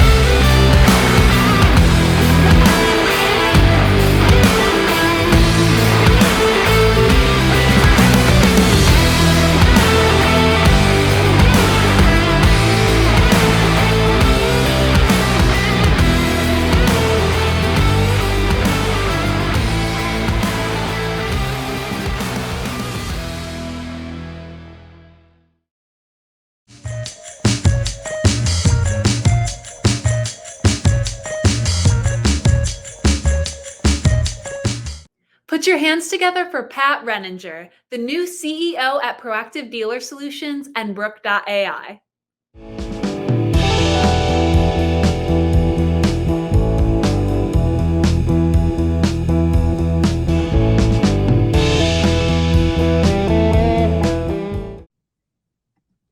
Welcome back to the Fixed Ops Roundtable. Pat Renninger is with us. He is the new CEO of Proactive Dealer Solutions and Brook AI. Very honored to have you, Pat. Welcome to the Fixed Ops Roundtable. Thanks, Ted. It's a pleasure to be here. Appreciate the invitation. Pat, you've got some really deep roots in automotive before you came to Proactive. And by the way, your company is one of the leaders in automotive retail and helping take us to that next level where we need to be. But honored to have you. Give us a little bit of your background, if you don't mind, for people who may not know you yet. Yeah, sure. Again, I equate deep roots to old and in the industry a long time. So thanks for that, Ted. I appreciate it. But look, you know, I don't even know where to begin. My love affair with cars began at a very young age. My parents were French immigrants to Canada, where I grew up. And my dad was a mechanic who tinkered on Citroëns and Peugeots and Mercedes in the driveway on the weekends. So as a young kid, I would hand him tools and watch him work on these cool cars. And once in a while, I got to do some minor work on these vehicles and fancied myself a mechanic. And later in life, I realized that he just didn't want to do the dirty work and had me do that for him. But that kicked off really a fascination that I've had with this business ever since. So fast forward to college, coming out of college, I decided to sell cars and went to work for a dealership by the name of Great Lakes Nissan in Windsor, Ontario. And I met a gentleman by the name of John Chisholm, who was one of my early mentors. And, you know, he taught me a lot about retail. He taught me about the inner workings of the dealership. And I spent, you know, the next 4 years working in retail, mostly sales and F&I, and really just trying to understand that dynamic in that space. When I had the opportunity at that point to join Chrysler Canada, so I switched gears and I joined the OEM side, and I spent the better part of 14 years in the field calling on dealers for sales, service, parts. Ultimately ran their national service marketing activity and all of their customer retention initiatives, and really started early in my career to focus in on retention, service and parts retention primarily, and repurchase consideration, to the point where I hired a company called RL Polk, which probably a lot of you people know. And we built out at the time our first web-based service marketing solution. And the project was really so much fun that at that point I decided to pack up my gear, hung up my corporate cleats, and I joined Polk in Europe to head up their product strategy. So in 2006, I moved to Germany, supported the European market, and really worked with OEMs and large dealer groups to try and figure out how we leverage data to drive a more personal experience for our customers. And spent the better part of 9 years with Polk in different markets. And my part-time job, Ted, was to act as the global after-sales practice leader, because fixed operations was where my heart was at. So I had the privilege of meeting customers really across the globe, just to talk about customer retention and how to drive that service loyalty, with the end game being repurchase consideration. So that was just a privilege for me, and a great opportunity to meet a lot of great customers, and find out that at the end of the day, regardless of what market you're in or which OEM hat or dealer hat you wear, the fundamental challenges are the same in this industry and have been for a long time. So the key is, how do we bridge that gap, and how do we accelerate our evolution in this industry to meet the customers where they want to be? And that bar over the last 30 years of my career has continued to change and move faster and farther. So I think the challenge just becomes harder, which is what drew me to PDS, by the way.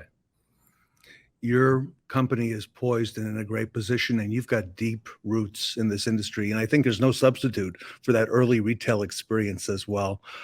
We spoke in the green room before we got started that the industry right now is at such a point of significant change, okay, with all the talk about multiple powertrains, EVs, a lot of shifts going on. I don't think I've ever seen anything like where we are right now. Talk to us about that, because I think that puts you in a very unique spot. Yeah, I couldn't agree more. And there's never been a more challenging time to be in this business, but there's never been a more exciting time to be in this business, right? And if you look at everything that's happening, we're at an inflection point where customer experience is really the only differentiator, in my opinion, that sets one group apart from another, or an OEM apart from another OEM. And if you think about the fundamental transformations that are happening today, the scale and the speed at which they're happening, you look at vehicle affordability, you look at changing customer expectations, vehicle to everything connectivity. Those are all opening the door for new consumer options, right? You think of electrification, you think of new distribution models, fractional ownership, e-mobility, and eventually autonomous vehicles down the road. Now, unfortunately, as an industry, we aren't keeping up, right? All these things have continued to happen over the last few years as we've gone through the supply chain issue that has created really an artificial market condition that's put us into a fog. Right, we've seen record profitability, we've seen extremely low inventory levels, and unfortunately, the end result of that is we've taken our eye off the ball, and our customers have suffered through a worsened customer experience. So I think coming out of this market condition, we actually have set CX back 5 or 10 years as an industry. Because we've been lulled by this false sense of profitability and security. So now as inventories come back, there's downward pressure on profitability. There's increased competition. We're going to see a higher staff turnover in our stores because now they actually have to earn a living and not take orders. So that's going to create churn that we should anticipate. So as we think about all these pieces, as we get back to truly competitive business, the reality that the customer experience has already passed us, I think, by 2 or 3 years, we've got to double down as leaders in this business and invest in our people and our technology to figure out how do we bring a more consistent customer experience to bear, and how do we set our people up to succeed when the expectations are so far ahead of what we're delivering today. Love it. We're speaking today to the new CEO of Proactive Dealer Solutions and Brooke.ai, Patrick Renninger. Been in our industry for a long time. Pat, your company is at the forefront of AI, and I've never seen the discussion as deep as it is right now within our industry about that. You're one of the early adopters, and talk to us. How do you see the technology reshaping the way we think? You go, and you've spoken quite a bit about customer experience. How's it going to help us, for example, there? Yeah, there is clearly a lot of buzz, and it seems like every day there's a new tagline around Gen AI. But look, Gen AI in and of itself is not what's going to improve this industry. Matter of fact, if it's poorly executed, I think we're actually going to damage the customer experience if we're not careful on how we leverage those tools. We believe that AI, fueled with the right data, the right core data, and informed with the right subject matter experts, that will help deliver a more consistent, professional customer experience, and at the same time reduce cost as we get into this margin pressure, and free up the frontline employees to spend more time with customers in store. So it's all about really, how do you fuel these tools and how do you keep them relevant as you go forward? And if we look at Brook AI, we're already seeing some really important indicators that supports the role of technology in delivering that positive customer outcome. And I'll give you a couple of examples. Okay. Dealers that use Brook AI are saying about 50% of their inbound call volume handled completely by technology. So think about that. That allows dealers to repurpose those resources and either focus on other tasks or simply, take cost out of the business. So it's a really important element in your long-term profitability plan. But more importantly, customers that are using Brook, they're booking about 60% of their service appointments without human intervention. So think about that. You got, 50% of your calls are being handled. 60% of the people who want an appointment are using technology from end to end to do that.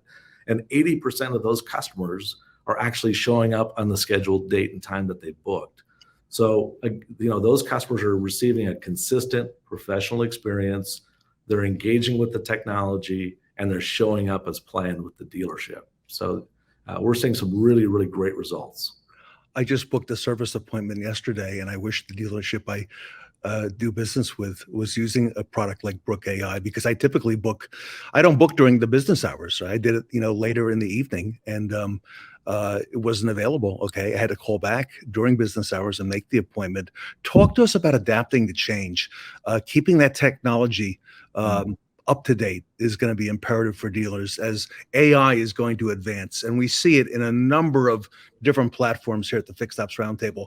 How will Brook.ai ensure that the technology remains at the forefront as things continue to evolve? It's a great question, Ted, and one that we're obsessed with, right? So you're absolutely right. The speed of change right now in this space requires that not only do we remain diligent and focused on evolution, we've got a team that's dedicated to product innovation, and this is not just a team of tech experts. As I said earlier, we have an army of seasoned performance coaches that understand this business. So we leverage that knowledge. We leverage our product innovation team to continue to bring solutions that we believe will be where the customers want to meet us. But I think more importantly, we're also, as we speak, launching a client advisory board where we're going to invite some of our most strategic customers to sit with us and partner as we map out our future roadmap or product roadmaps. So this ensures that, we're not just building things in a vacuum that we think this is where the industry's headed and what customers want. We want to be relevant to customers, but we want to stay centered on the needs of our OEM and dealer customers, because at the end of the day, all these solutions have got to be relevant to the business process that that we're working through. So that's kind of our innovation plan. It's bringing customers with us on the journey and making sure we have an eye in the future with our customers. And Pat, I think you're the only company that's also got the deep roots with proactive dealer solutions in that business development space to back it up. All right. That's really the foundation. And now you've added the technology on top of that. So I think it's a very potent 1-2 punch. It's exactly our play, and it's our vision for the future is to say, while there's technology to enable an experience, you have to have the people that understand and love this business as much as our customers do. And I think that's our strength. Okay, finally, Pat, here we are in the middle of September. We're on the cusp of fall, about 3.5 months left in the year, looking out into the future. On a personal note, what motivates you in this new role as the CEO of the company, and how do you stay inspired? You've seen a lot in our industry over the time that you've been in and done a lot of things and worn several hats. How do you stay inspired in such a fast-moving industry? Yeah, Ted, as I said, I've loved this business since I was a boy, right? And I want my son, who's 7 now, and he loves cars as much as I did when I was that age. I want him to know that his dad was part of the generation of auto professionals that really helped reshape this industry. And looking back, and when he looks at it, it'll be a different world. And who knows, maybe he'll have an autonomous car taking him to and from school, hopefully. But I find inspiration in the people around me. I find inspiration with our OEM and dealer customers, team members, and really industry friends who just are as passionate as I am about the changes that are happening. And there's never been a faster transformative period in the industry. So it doesn't take much to stay inspired, I think, in the environment we're in. Pat, great honor to have you with us here today at the Fixed Ops Roundtable. Thank you, Ted. I really appreciate it. And congratulations on another great event. Oh, thank you. And thank you for being a big part of it, Pat, at Proactive Dealer Solutions and Brook AI. Everybody, get to know Proactive Dealer Solutions, Brook AI, big part of our events. Pat Reininger's new CEO at the company and has deep experience and is going to lead that charge into the brave new future, okay, for our industry with technology. So, Pat, on behalf of the Fixed Ops Roundtable, thank you so much for being here. Thank you, Ted.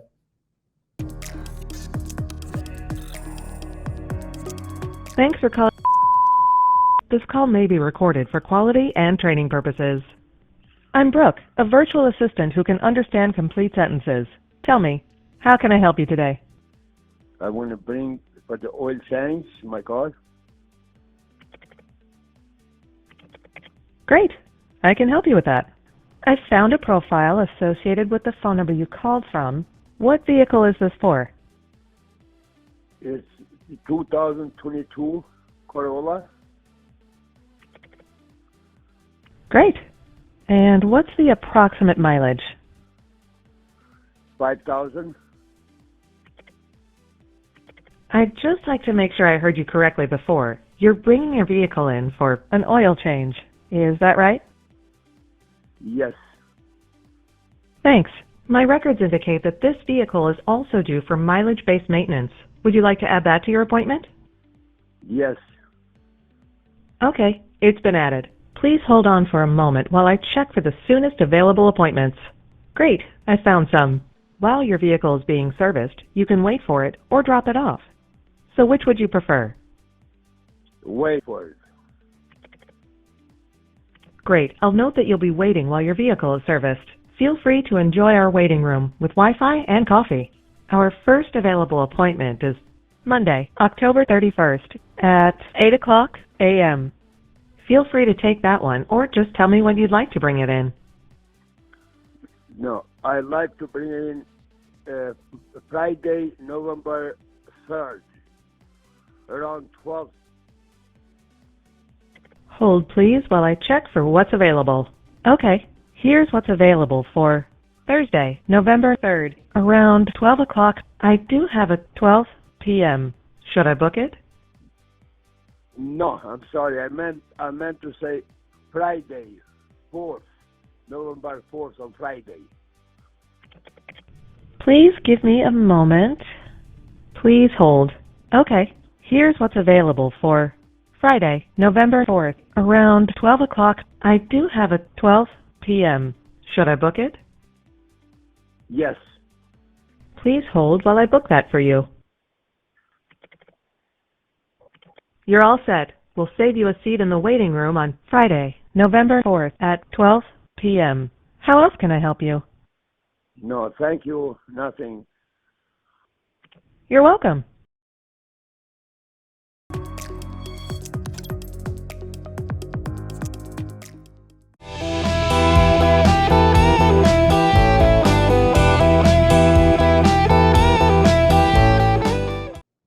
Can you dig it? Our next segment features David Reinicke of Automotive Warranty Network, along with Sarah Vantine and Ted Ings.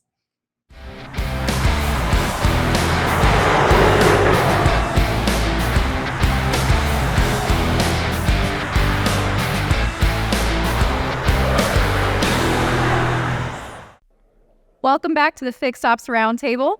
I'm Sarah Vantine here with Ted Ings, and we're excited to introduce David Reinicke with Automotive Warranty Network. David, welcome to the Fixed Ops Roundtable. Thank you very much. Thank you. And by the way, very grateful to you and to announce that Automotive Warranty Network and David Reinicke are going to be Sarah on our advisory board at the Fixed Ops Roundtable. Congratulations. Thank you very much. We're very honored to be a part of it. So right now, warranty is a huge and growing part of our industry. David, if you don't mind, we want to ask you a couple questions today about that. Tell us, at this time, why would dealers consider, rather than doing it all themselves, why would they consider a company like AWN, which, by the way, is the biggest in the industry, handling billions with a B dollars of transactions on behalf of dealers? Yeah, so it's very important. I think a lot of people, some dealers still think there's this that anybody can submit a warranty claim, but it really takes a very skilled person to do it. Anybody can submit a claim and get it to pay, but ultimately we want to make sure it gets paid and that the dealership gets to keep that money in the event of an audit. So it's such a huge part. Our average client, submits about $200,000 a month in warranty parts and labor. So, that's, over $2 million a year on average. So, it's a very important thing.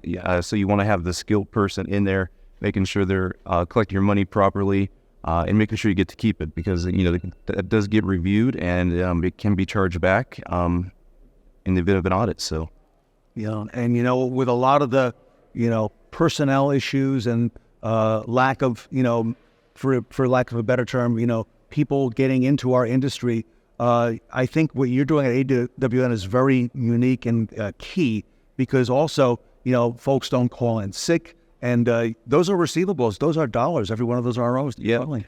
So that's a big plus in why, dealerships and dealer groups come to our company because, just like I said, we don't take time off. So our people do take time off, but they never feel it. So we have a full department of people that cover, when they do go on vacation. So it's very seamless for the dealership. So there's no, calling in sick. There's no vacation time you can expect for us to always be on and always be submitting claims. We also have trained people. So it's not like you're getting somebody green that's learning for it on your dime or the dealership's dime. Every single one of our clients gets a skilled, trained warranty administrator who knows the brand, keeps up on the policies, keeps up on the changes, and they basically breathe that manufacturer. So we make sure that we can proficiently get that money collected for the dealership and make sure, again, they get to keep it. Another thing, we do monitor, earlier we talked about warranty schedules. We do monitor that on a weekly basis to make sure that money is getting collected timely. So that's a big tool to make sure that nothing's falling through the cracks. So we like to be able to submit that to the dealership and show them that everything's current. There's nothing slipping in that 30, 60, 90-day column. So we want to make sure that money gets paid and collected timely, and it's not at risk of not getting collected. So, and Sarah, you have spent years in dealership as well. You and I both know that it's maybe not the most glamorous position right now to be a warranty administrator in a store with a lot of the processing that has to go on the dealership level. Oh, yes. It is so important. And how have you been able to help dealerships with more of those opportunities when there are challenges with warranty administration? We have a tool called CARS. And it's basically an application that we developed to, when we find discrepancies with warranty claims, we identify those discrepancies, help dealerships learn what it takes to resolve those discrepancies. But more importantly, we report on those discrepancies so that we can help train service personnel on what's needed to prevent those discrepancies from happening in the future. So it's a really good way for us to help educate, the dealership on what's required to have a really clean process all the way through. And you mentioned earlier also the audits that you do at AWN that's very proactive, to be able to look at a snapshot of, I'm going to guess maybe 100 ROs. I don't know exactly what number you pull, but to be able to help dealers. Talk to us a little bit about that. Yeah, so basically we pull whatever the scope work is they like. So it depends on the volume of the store. Sometimes 20 ROs might be sufficient. Sometimes, on a larger scale, 100 ROs is what's best. But, we do pull the ROs the same way the manufacturer would. And then we have an auditing department that can actually look at those audits. We have a piece of software that we developed that'll allow us to formulate an audit. And, we put in there what the audit value is, what the potential chargeback amount would be if that was a real audit. And it's a really good way for a dealership to see where they're at if the manufacturer were to come in today without having, it be a real financial impact. So. And I know Automotive Warranty Network, you're constantly working on new things. What's new and up and coming? What should we be aware of that you're working on at AWN? So we're always using technology and software to better the process. So, we're constantly making new reports, new ways to help a dealership be more efficient. And in general, just really working to have the very best people, the very best training that we can. Like I mentioned, we have highly skilled, trained warranty administrators. We're very proud of that talent that we have. And so, yeah. Yeah, you do this every day, and you're the biggest, and you handle all those dollars in warranty. So very grateful to have you and the organization part of the Fixed Ops Roundtable. Thank you. And to be on the advisory board. And Sarah, that speaks volumes for a company like AWN to have them involved with us. Oh, yeah. So this is so exciting to have you part of this, and thank you for being here today. Thank you. Thanks for having me. I appreciate it. David Reinicke, everybody, from Automotive Warranty Network, here at the pop-up event at the Fixed Ops Roundtable. Stay with us. We have a whole lot more coming up.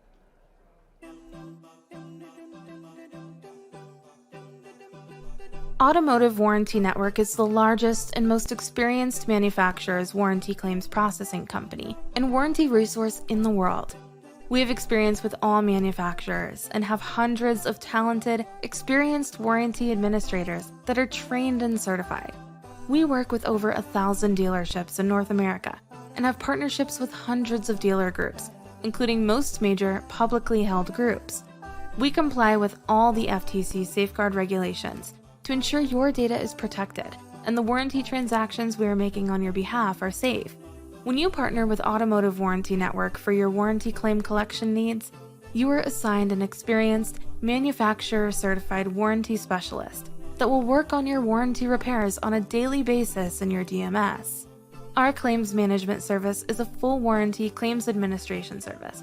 From examining the repair for compliance-related issues once the technician is completed with the repair, then properly coding the repair with the proper labor operations in the DMS, submitting the repair to the manufacturer for payment, and also performing the accounting work once the repair is made, by reconciling the warranty schedule and accounting for any discrepancies in payment. During this process, we use our proprietary CARS software to make you aware of compliance issues that you need to be aware of and address to make sure claims stay compliant in the event of an audit. Our software also tracks the frequency of certain compliance issue types and who is responsible for them in your dealership, so we can help your staff better understand their roles and responsibilities in the process and help them perform their job function more efficiently. In addition to warranty claims administration, we also offer a proactive mock auditing service where we can perform an audit the way the manufacturer would, showing you what your exposure would be if the manufacturer were to audit you today, without the real expense of a potentially costly financial loss.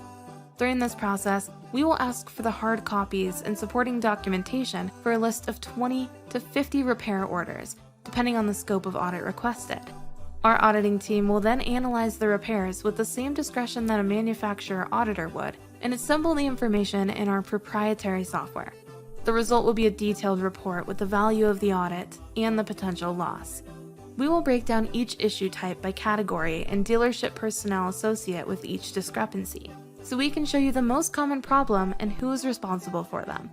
The report will also have each included repair order in PDF format, marked up so we can show you exactly what is wrong. Each report comes complete with an action plan and a detailed review with the auditor and your staff over Zoom, so you can ask any questions you may have.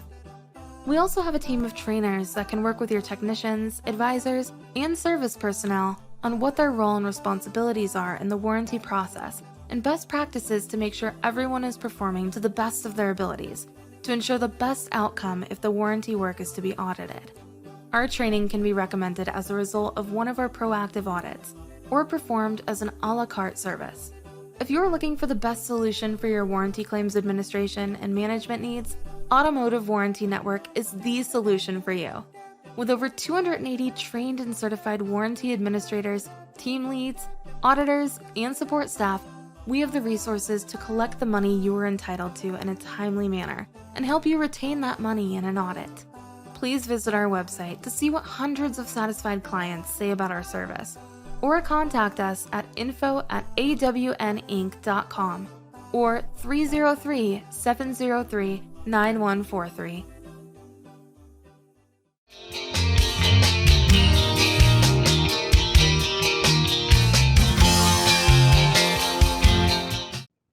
We're going with the flow as we welcome NCM Associates and Rick Wegley.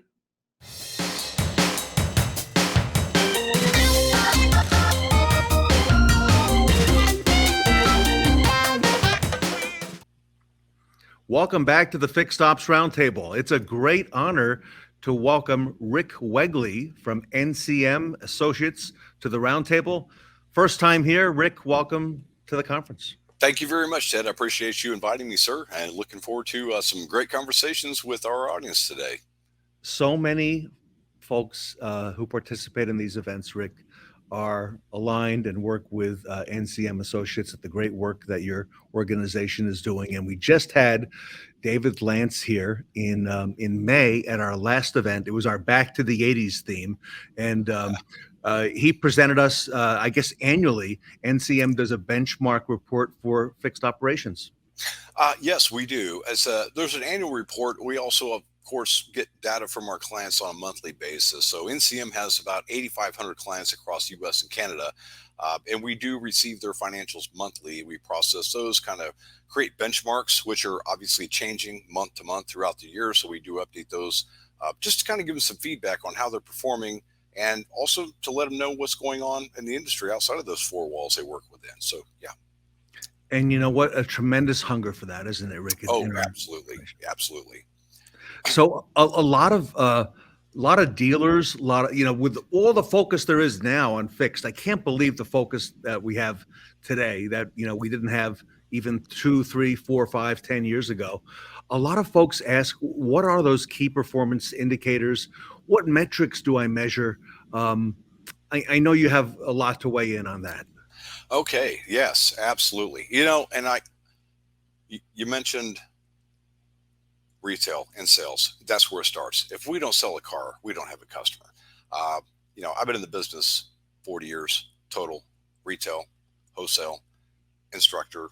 I've been a student of the industry since day one, learning always. And when I look at the changes that we've seen in this industry, and I will say that history doesn't repeat itself, but there is a bit of a rhyme to what goes on.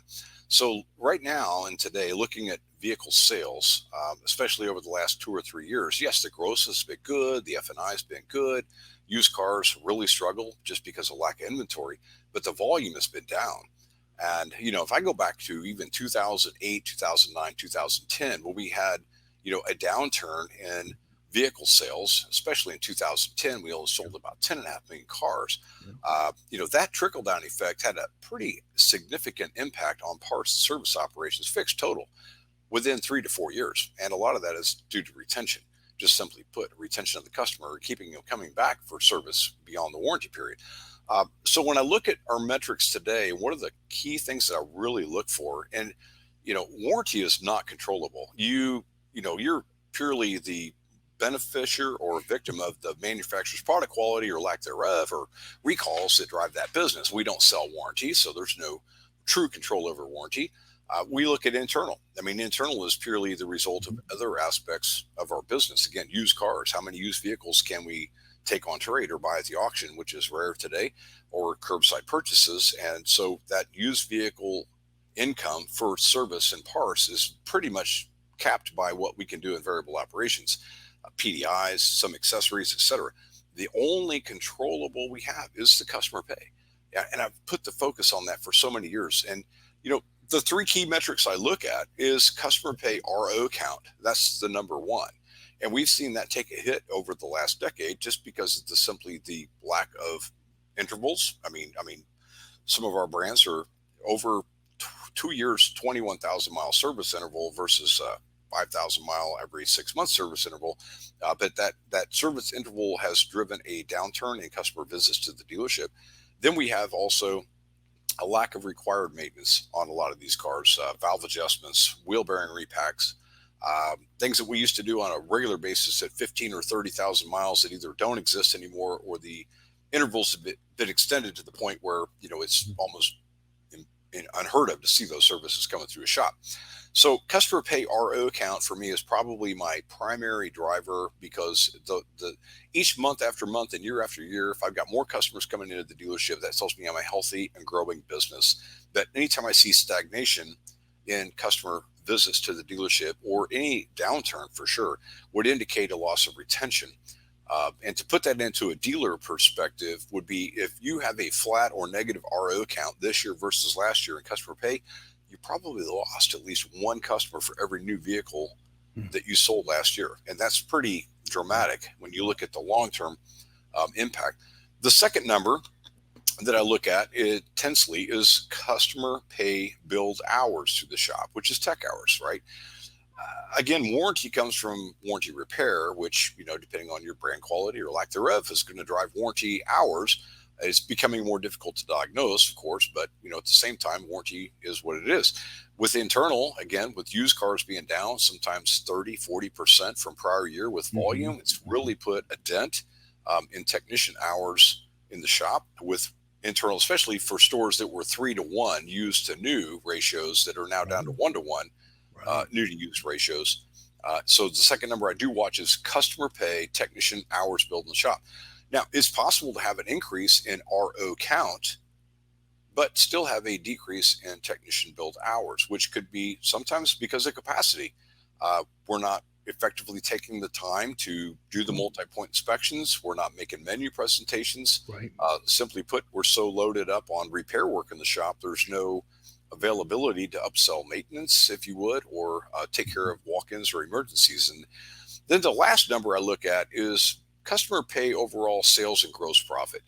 I've actually seen for the year, as far as benchmarks are concerned, that RO growth has stayed somewhat on the upside for our better performing stores. 3 to 5% is typical industry growth.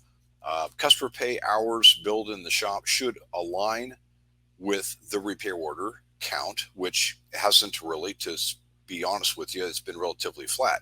So we've seen an increase in RO count, somewhat of a decrease in hours, but we've seen a pretty significant increase in sales and gross profit. And what's driving that? Well, price increases, I think, for the most part, and I don't want to be pessimistic about it, but some stores have increased their rates. We have doors where their dealer door posted labor rates are in excess of $300 an hour. Yes. They may be getting it today, but my concern is, you know, are we going to see a reduction in the repair order count over time, the lack of retention with increases in prices? Some of the increases in sales and gross profit, we've seen some uptick in hours per repair order with customer pay. 2 reasons. One, new vehicle today, average price, $48,000 to $53,000. Car payments are in excess of $1,000 a month. So people are electing to spend more money to repair what they have or do maintenance to protect what they have, as opposed to spending the money to replace the vehicle. So we have seen some increase in sales per repair order, both parts and labor, as well as hours per repair order on customer pay, primarily driven towards, you know, customers keeping their cars longer, putting some more money into it instead of trading it in. So. Interesting, fascinating information. And I know a lot of dealers and managers follow the metrics closely. Many good friends of mine who are fixed ops directors spend the morning of every day, 5 days a week, 6 days a week, following those metrics and sharing them. Why is that important? And it seems more and more eyes are on it now, but why is that taking so long to get to this point? That's a big question. I looked at those metrics every single day. I think the dealers are starting to look more at the fixed operations in total because of what's going on with variable operations and a lack of vehicle sales. And again, history doesn't repeat itself, but there is a rhyme, and we've seen this downturn in variable before. So if I was probably advising a dealer operator, I'd be saying right now, probably be running my dealership like it was 2008 and I knew what was coming. I'm not a pessimist. I'm more of an optimist, but at the same time, if we make smart decisions today, we don't have to make tough decisions later on. And that really goes back into pertaining to expenses for personnel and staffing ratios. The challenges are if we want to grow as opposed to just maintain, and maintaining is not healthy, growing is what we want to do. You always have to be looking to make investments, in people and equipment and facilities to keep up to date, not just with what's going on with technology and maintaining a good staff of good people. For me, the whole difference in my stores was people. I mean, people make all the difference in the world. And I know that's the biggest challenge that most dealerships face today, fixed managers, whether it's technicians or advisors, but having the right people makes all the difference in the world. And I personally found that my success in my own career wasn't really attributed to me. I love to take credit for, all the great things I got congratulated for over the years. But the reality was it wasn't me that did it. It was my people. And probably my greatest skill was to develop people, to teach them everything they need to know and share these numbers with them as far as like if our RO counts are stagnant, what are things we can do to help turn that around? What are things we can do to help retain those customers? How's your sales department at introducing every new and used vehicle buyer to your service department? That's always a great question. And something, we all talk about it. We all say that we want to do it. Many say they do it. Rick, Most don't. No, I be honest with you. I mean, maybe 10 or 15% of stores do a pretty good job with that. And I struggled with it even in my stores. And it's just trying to constantly remind them that my customers come from you. When you sell a car, every customer needs to be introduced to me or my staff. So it starts with that first service appointment or that service to sales introduction at the time of the purchase. And we go into, do we follow up on missed appointments? When we're looking at RO count, we did the math this week, and one of my groups I was working with was like, well, how many missed appointments do you have per day? It's like, probably 2. Okay, so 2 missed appointments per day. What's your hours per RO? Oh, we're at 2.5.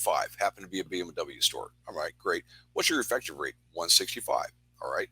So we took that 2 missed appointments times 2.5 times their effective rate at 165. Let's take that times 300 days per year. And it came up with around $250,000 in labor. And I said, we're also missing out on parts, right? So let's put the parts on there. Now you're $500,000, 2 appointments a day, $500,000 a year. So where's our focus on growing this customer pay? And we can't let these people slide through the cracks, if you would. Following up on the missed appointments, setting a next service appointment, or at least an expectation for what the next service visit time frame should be, and if we have a good process in place to follow up with those clients on a regular basis, 6-month follow-up, 5-month follow-up, whatever that might look like. Maintenance menus, if we don't have maintenance menus, that's just so common. Fundamental. Yeah, fundamentals. It's like if you want your advisors to sell, you have to give them the tools to do that, and the tool is the maintenance menu. I mean, go to a finance department and ask them, do you have a menu? Absolutely. Do you present it every time? Absolutely. It's like, all right, you go to service. It's like, do you have a menu? Yeah, somewhere, but I don't think it's up to date. So yeah, a lot of challenges there. And that's all just driving just transactional count, let alone going into the shop and looking at transactional quality, if you would, which is number one, fixed right first time, but also multi-point inspections. The technology that our dealers have available to them today, if they're not using video on multi-point, they're absolutely missing the boat. I know it's a challenge getting the techs to get on board with doing the videos, but even those experienced techs that were, let's say, reluctant to do it after having done it, have said, selling jobs I've never sold before. Yeah, that transparency is incredible. The customers love it. The customer satisfaction scores go up. There are still some challenges with getting all of our clients to use the technology, which is a ongoing issue with training, is teaching your customers what to expect and how to use the technology. But the results have been incredible.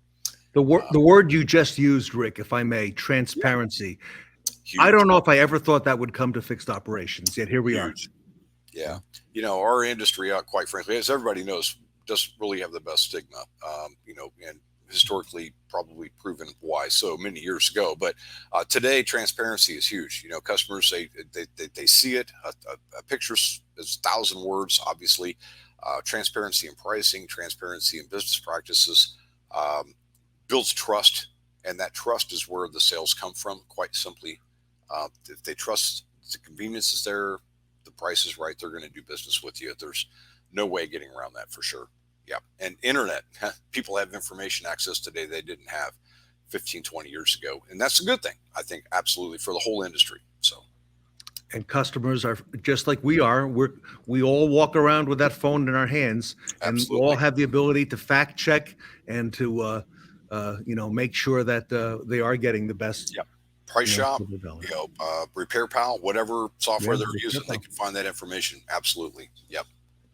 Well, Rick, great information. Awesome. And, thank you, Ted. I appreciate it. I know our time has been short today, but, you know, very impressed with all the work that's going on at NCM Associates. Like I said, many of our audience are clients of NCM. Rick, for those who are not or want to reach out to NCM for more information on the various services and products you've got available. Awesome. I know I've got your email at the bottom there. What's the best way for folks to do that? Well, you can email me directly, or you can contact our company directly at the NCM Associates website. We offer 29 different management classes, from fixed operations parts.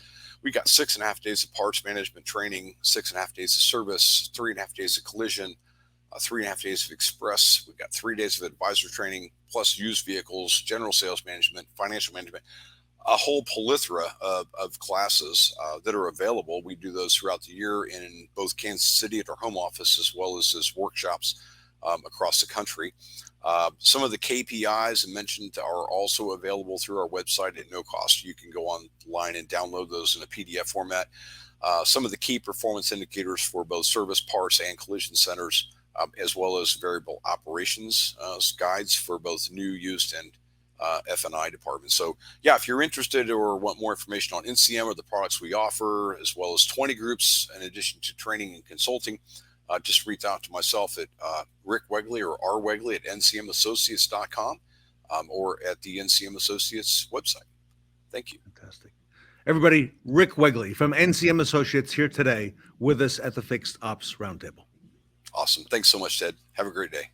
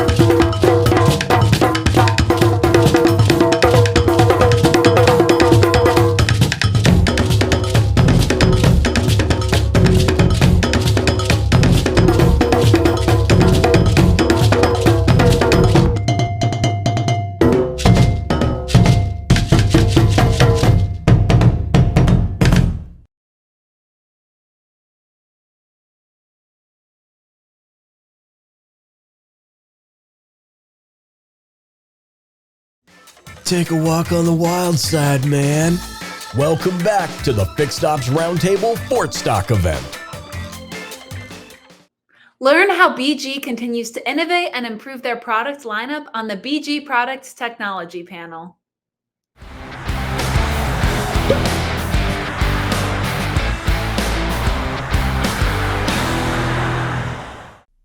Welcome back to the Fixed Ops Roundtable pop-up event. I'm Sarah Vantine, here with you live at BG Products in Wichita, Kansas. Welcome, everybody, to the Fixed Ops Roundtable. Thank you for having us. Well, Tim and Dustin, I would love to have y'all introduce yourselves. And, of course, we have our esteemed guest, Shawn Butler, here as well. Tim and Dustin, would you all introduce yourselves? Tell us a little bit about what you do at BG Products, how long you've been with the company, and what you're working on today. I'm Tim Allbritten, Director of Business Development and Market Research. Been with BG Products for about 7 years and really trying to help BG grow into new markets, new segments, product opportunities domestically and globally as well. Always looking for what's out on the cutting edge. What is it that we can provide that's a benefit to the dealerships in the aftermarket world? I'm Dustin Willhite. I've been with BG Products for 27 years. I'm a chemist by education, and I started right out of college in 1996, and I've been in research and development ever since then in my career here. I work very closely with Tim. We work a lot on that business development, but also market research, gathering car count information, fluid requirements, that sort of thing, looking for those product opportunities. Shawn? I'm Shawn Butler. I'm with Jaminski Auto Group out of Memphis. I'm currently the Fixed Ops Director with 3 dealerships in East Tennessee. And, I'm a big supporter of the Fixed Ops Roundtable, BG Products, and, just everything that promotes our industry. So I'm happy to be here. Thank you. Good. Well, thank you, everybody, again, for being part of this today. Dustin, I want to ask you really the first question. So tell us a little bit about the product technology team and what they're working on an average week. Sure. Absolutely. Well, in product technology, our team is made up of a few different groups. We have the Research and Development Laboratory and its staffing. We have 2 quality control laboratories in both of our manufacturing plants, and we have the Product Technical Service Group as well. So in the laboratories, we staff those with technicians and chemists, and we take care of all the product formulation work, the sourcing of raw materials, the QC work to make sure that everything's operating correctly. The chemistries are coming in the way they should, with raw materials and with batch blending and on the production lines. And we provide distributor support as well. A lot of sample testing with fuels. We support our distributors in that. We have a lot of distributors that have fleet business, including DOTs and municipalities, and so we support with fuel testing there. And then with our technical service group, why they take care of all of those field questions that come in from our distributors and sales reps out in the field. So we have to continue to support, answer product questions, and so forth. Well, Dustin, BG Products really is synonymous with quality, and it's really impressive what y'all have built here in Wichita, Kansas, that you distribute internationally across transportation around the globe. So how have you been able to innovate and continue to improve the product line? A great question. A lot of hard work and a lot of time and a great team, that's for sure. So we spend a lot of time reading, researching, having industry discussions. In that reading and that researching, we have to build subject matter knowledge base with system design changes, fluid changes, etc., performance requirements that we have to meet. We're involved in many industry associations, and in those associations, we're able to be involved in the discussions about fluid requirements and changes going on with certifications, and a lot of partnership as well with our technical additive partners as well, who many of them are global. We run a lot of field trials and testing development with those partners. Well, Tim, BG really has a second-to-none state-of-the-art facility here, and it is incredible to see all the different moving parts that really create this ecosystem to support your customers. So how have you been able to innovate, and with the manufacturing and distribution facility, what really makes it unique in this process? So one of the things I'll tell you for our facility here, we really enjoy the opportunity to show it off. So first and foremost, how does our facility help us grow from a product technology standpoint, from a product innovation standpoint, from a training standpoint? Our facility went through a major renovation going back about 4 years ago. We pretty much quadrupled the size of Dustin's area, of Andy Baldessari's training area, and also our proving ground, our on-vehicle testing area. So, kind of twofold. It allows us to, be able to train in person to show off our facility to our distributors, our sales reps, to dealership groups. We get a lot of folks that want to come out. And also it allows us to really have state-of-the-art facilities for us to make sure our products are always on the cutting edge and that we're always improving our products for our dealership partners and our independent aftermarket partners. I can add just a little bit to that. Along with that, we're pretty unique in the fact that we're very much beginning to end with what we offer. So from the research and development on the product side, where we are sourcing raw materials, testing chemistries, we're formulating, we're testing, we're manufacturing, producing, and then we're shipping out of that distribution center. And on the tools and equipment and service side, why we're engineering, why we're durability testing, we're machining, we are building our equipment, and then we are shipping out to support our distributors. So we try to control most everything that we can right here inside of our walls. It gives us a lot of flexibility with our project work and the things that we offer out to the marketplace in this segment. And we know that that's very unique in this market that we're in.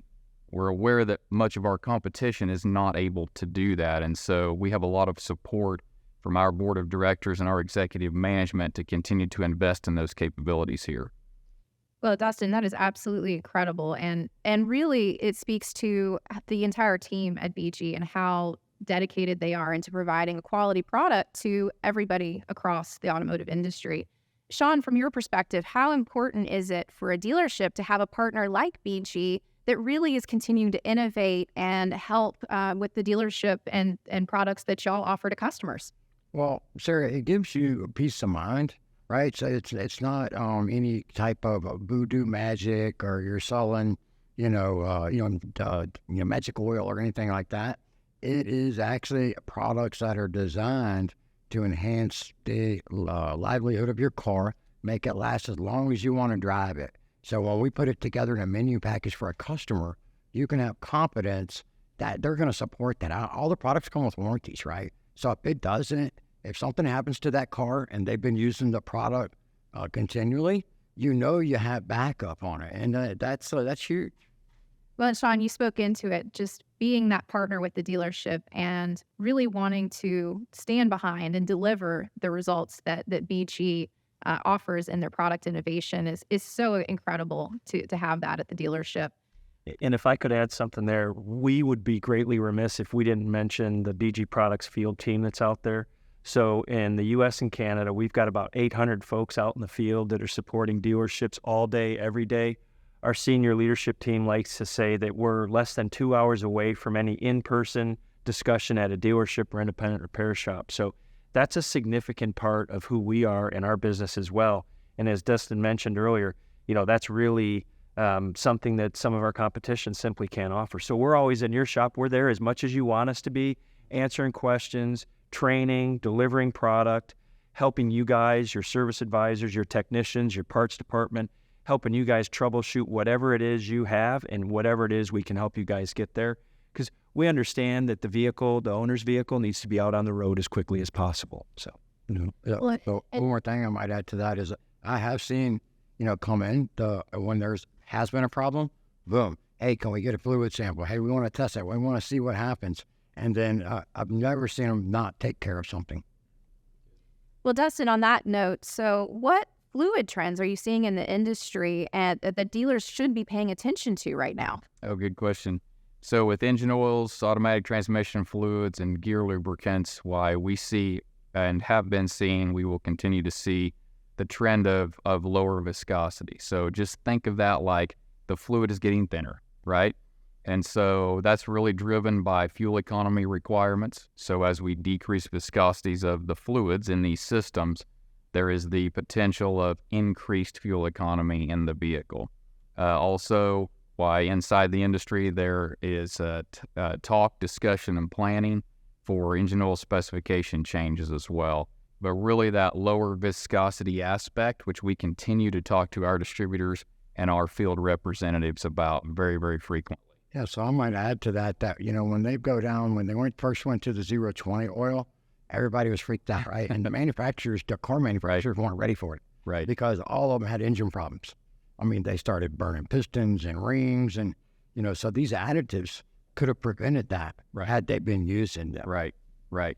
One thing I would add, one of the trends that we see on the market research side is, engines are being downsized. V8s are becoming V6s. V6s are becoming 4-cylinders. You have a 4-cylinder in a full-size Chevy Silverado now. It's a turbocharged 4-cylinder. We're seeing a lot of GDI, gas direct injection. And there's powertrain complexities that happens with that. Agree with Dustin, we're seeing the viscosity thinning in pretty much all fluids in the vehicle.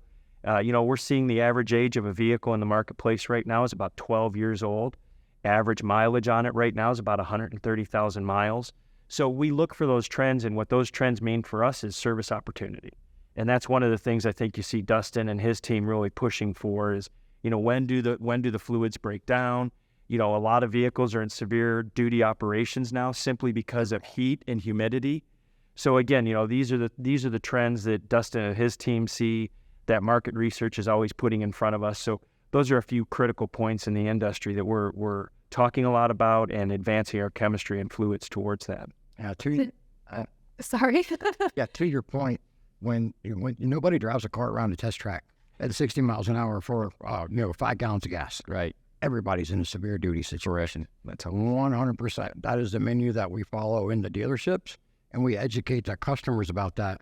And actually, the average age of a car now is like 13.2. Continues to go up. So it's a beautiful thing for us.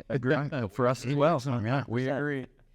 Well, Tim, I have a final question for you. So you talked about the service opportunity in the dealership. What other opportunities should dealerships be taking advantage of? Great question. So, from our perspective, from our research, what we see is the amount of trucks that are out there that are 4-wheel drive, the amount of SUVs that are out there that are all-wheel drive and or 4-wheel drive. One of the services that I feel is most missed is differentials. So a front diff, a rear diff, and a transfer case on a 4x4 or an SUV. Most of them higher mileage, older vehicle. That's a service that's greatly missed. And another one that we're seeing a great uptick on the trending for it is AC services. So again, high heat, high humidity, getting bacteria in the condenser, in the AC, cabin air filters, those being changed out more often. That's a great opportunity that we're seeing, and we're doing a lot more research on, putting more products out there, training our field folks to be able to talk about it. That's a service that we see. In BG, we take a very agnostic approach to all the different powertrains that are out there.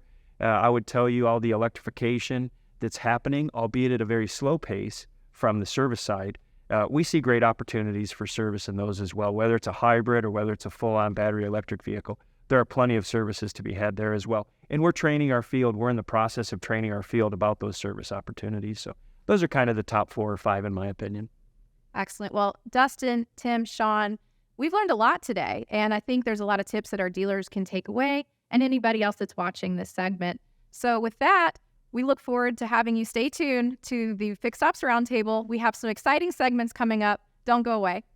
You might have noticed that the Fixed Ops Roundtable is on the move, and that's because we are now hosting pop-up events. We are on our way to a dealership near you with spontaneous events in amazing dealership spaces to highlight the hardworking people in retail service, parts, and dealership-wide. Stay up to date with where we are headed next by following the Fixed Ops Roundtable on social media.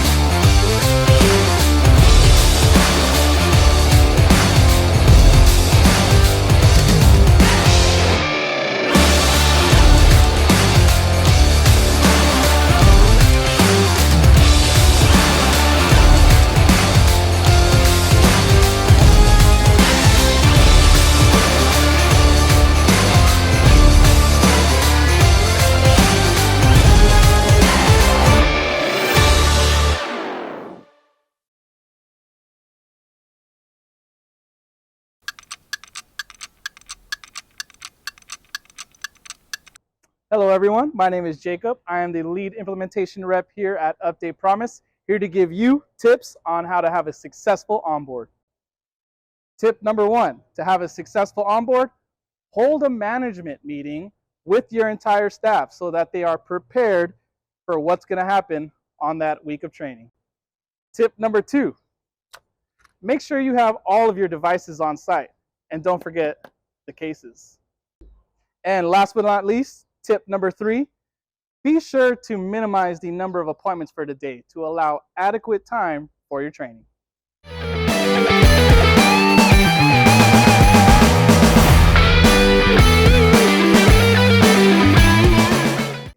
Take a moment now to stop your records and pull out your phone to scan the QR code on your screen to vote for the Best Practice Awards that will be announced at the end of the event. Remember, every vote counts, so be sure to vote for the 5 speakers or panelists whom you think are the best and grooviest speakers at the Fixed Ops Roundtable FORTSTOCK event. Remember, you only get to vote once.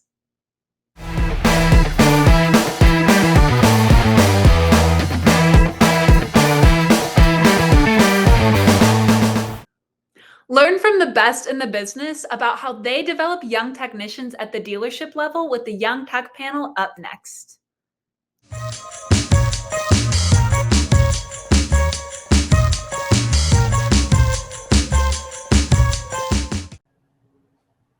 Welcome back to the Fixed Ops Roundtable. What a great A-list panel we have ahead of us today. We're talking about developing young technicians, and I want to introduce the panel. Jeremy Stevens, Robert Migliaccio, Shawn Butler, Ed Roberts, Richard Lupo is here. First time on the roundtable. Congratulations. Shon Kingrey, and the new rising star himself, Jim Sabino, is here with us today. So, Jeremy, you kind of got things started with this panel, so I'm going to lead it off with you. From your experience, what are younger techs looking for? You know, it's crazy. They're looking for all sorts of things. When I go to tech schools, they're always looking, you know, what's going to happen my first day at the dealership and what does the next 5 look like. So they're already wanting you to kind of create a future for them and, you know, what that path looks like. You know, so it's a little mixture of that, and time off is a big thing with the younger techs, and it's a little bit all over the board. Fair enough. Robert, over at Carter Myers, what do you say? I think Jeremy said it very well. The largest thing I've been seeing in the younger generation coming in, and not even just in the technician area, but just our development and working in general right now, seems to be that balance of life and home, and getting a solid schedule, somewhat of a set schedule, and the ability to really kind of advance themselves quickly is their goal. They seem to want to work up the chain pretty quick and get there. So having that strong career path in line is definitely what we're looking at. That career path is a big phrase these days. A quick follow-up with Jeremy. Jeremy, approximately how many technicians between all of your dealerships there? We have 65 technicians in all our stores. Okay, wonderful. And Robert, over at Valley CDJR? Valley, we have about 15 techs at this store. Collectively, throughout the auto group, we have a little over 250. Sure, I would imagine. All right. Shawn Butler, what are younger techs looking for? The ones that I've been talking with and hiring and you know, getting with, I've really been grabbing them out of the you know, like the local trade schools and coming in off of an ad. I've had really good response to what little ads that I put up, just more heartfelt, but they want more of a sense of a home. A lot of them that are coming to me, they don't have I get the feeling they didn't have a really good home life or upbringing, and they're looking for a place to belong, and they want that career path. They want that sense of family, and they want flexibility. If they want to go to a beer fest one weekend, they want to trade schedules with somebody. They don't want to get harassed about it. Or if a concert comes up that's 2 states away that they want to jump up and go to overnight. Hey, I remember those days when I was young. My boss always told me, no, go, have fun. We'll figure it out. You know, I mean, so things like that make a big difference. Yeah, sure. Shawn, how many technicians in your stores there? I have 18 here at the Honda store and 15 up at the Mazda Acura shop. All right, great.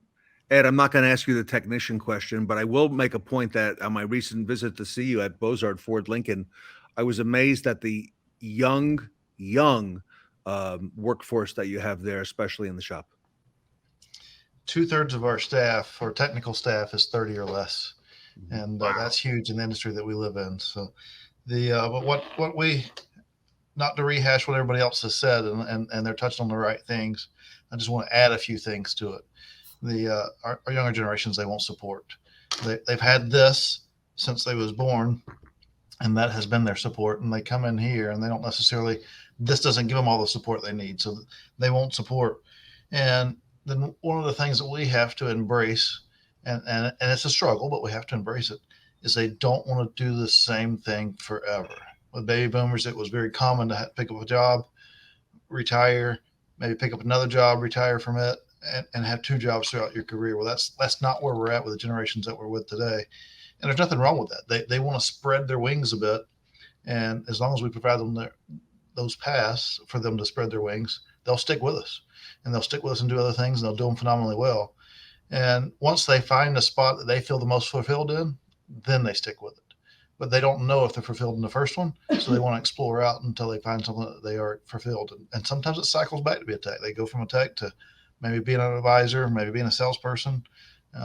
Very few cycle back. Sometimes we go to a parts counter, but it's get on that path. Not all of them will chase the path, but if you have it out there, and if they want to chase it, they will. But if you take it away, then it's just like they all wanted it, and then they'll start fleeing. So you got to leave it out there. And Ed, you work very hard at your organization to help people succeed. Just talk to us for a moment about that, because you want to give them ways to make it work as opposed to fail. Everything is earned. And yes, we have career paths here, but there's nothing that because you're the most senior, you get to move over. There's elements that you have to reach to be able to move to the next level. And then you reach those elements and you reach to the next level. There's nothing to do with time. Now, there's an expectation of how much time it should take, and we'll have some of those conversations. But ultimately, someone can come in today and progress into the next level 3 weeks from now if they come in and check those boxes or hit those marks. I don't like using the phrase check the boxes. But then there's others that it takes 8 months, 10 months to make that first step. But it's about finding what they are, who they are, and trying to put them in a position where we can feed off of their strengths. And when you do that, they'll start excelling a lot faster as they go forward. Wonderful. Richard Lupo, welcome. Tell us a little bit about your organization, and if you would share with us some of your insights into what younger techs are looking for. Apple Tree, Honda, Acura, family owned here. We actually just this past week got a 50-year award from Honda for being a dealer for 50 years. So a great family environment, great reputation in the market too as well. And so we've got 18 line techs and about 12 or 13 express techs. So that's what the head count here is between our Honda and our Acura store. The insights, we start from trying to build value in what the position is. So when we talk about an express tech or lube tech, we don't use those terms. It's an entry level technician position. And when we go out on Indeed or someplace like that and advertise a job, we bill it as an entry level technician position, not a lube tech or express tech or anything like that. And we start right from day one building the expectation of this is your career path towards becoming a technician. I agree with Ed. The previous generation probably was going to pick up a wrench and keep a wrench in their hand. These guys and gals that come to us are easily the most cross-trainable, amenable to doing different tasks, and making them feel that what they're doing is making a difference and important in a grand scheme of what we're doing here is huge for them, 100%. Giving them a sense of purpose and a strong leadership to lay that path out in front of them are the things that help us be successful. Thank you, Richard. Shawn Kingrey over at Kaiser. So, altogether we have 174 techs over 8 locations. And I'm going to say 2 things because I don't, again, like Ed said, I don't want to go over the same thing over. 2 things I picked up from the panels we've done in the past. First of all, from Robert is, This group has, and Ted, you knew this when you were at our pop-up event, is that this group has a ton, and when I say a ton, over 48 employees have been here longer than 30 and 40 years. But what the group hasn't done, and what we discovered instantly in November when I got here, was they haven't done a good job career pathing new technicians. And, I used Robert, and Robert taught me a lot about this, that when a technician starts, you got to have that. They're not going to stand around for a week and wonder whether they're getting paid or how they punch in. Those days are over.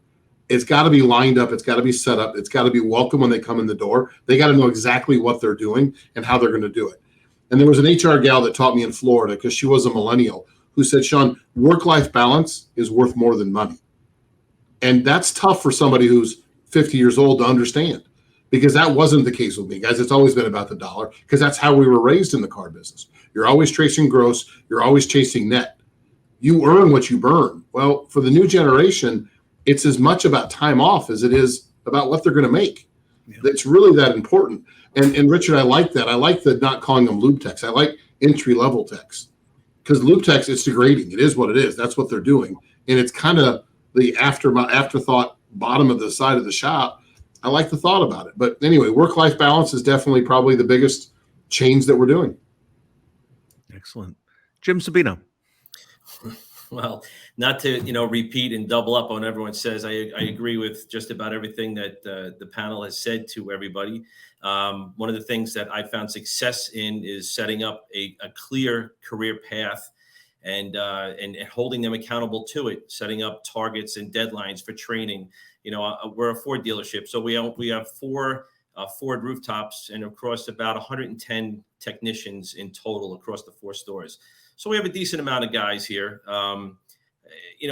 Again, we have a lot of senior level guys where they've been with the company a long term, and they're starting to get to that aches and pains part of their life. And it's not as easy to perform the work that they used to be able to do.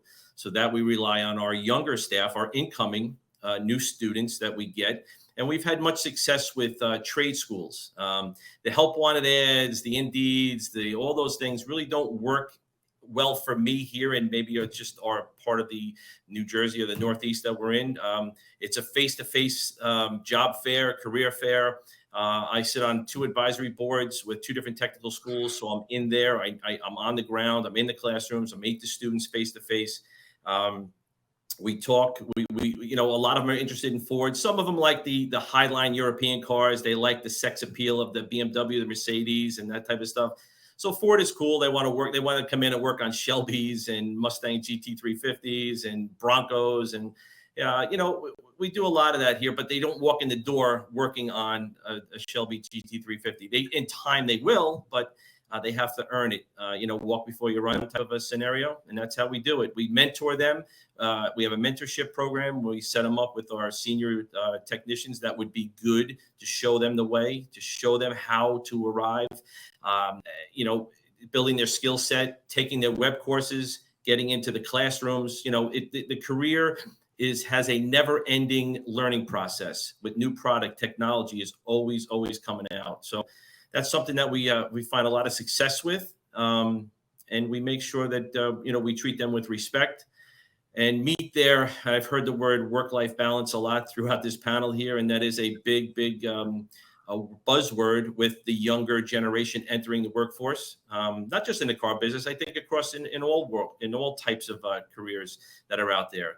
And it's something that, again, Shawn was saying that, you're not used to that. We're used to, working 6 days a week, 10, 12 hours a day. That was nothing. It's a normal time. But some of the younger generation is, they want their time. They want their time. So we have no choice but to adjust ourselves to meet their needs. And that's our future, basically. That's our success is built on their success. So we treat them right, and we train them, when we show them the forward path through.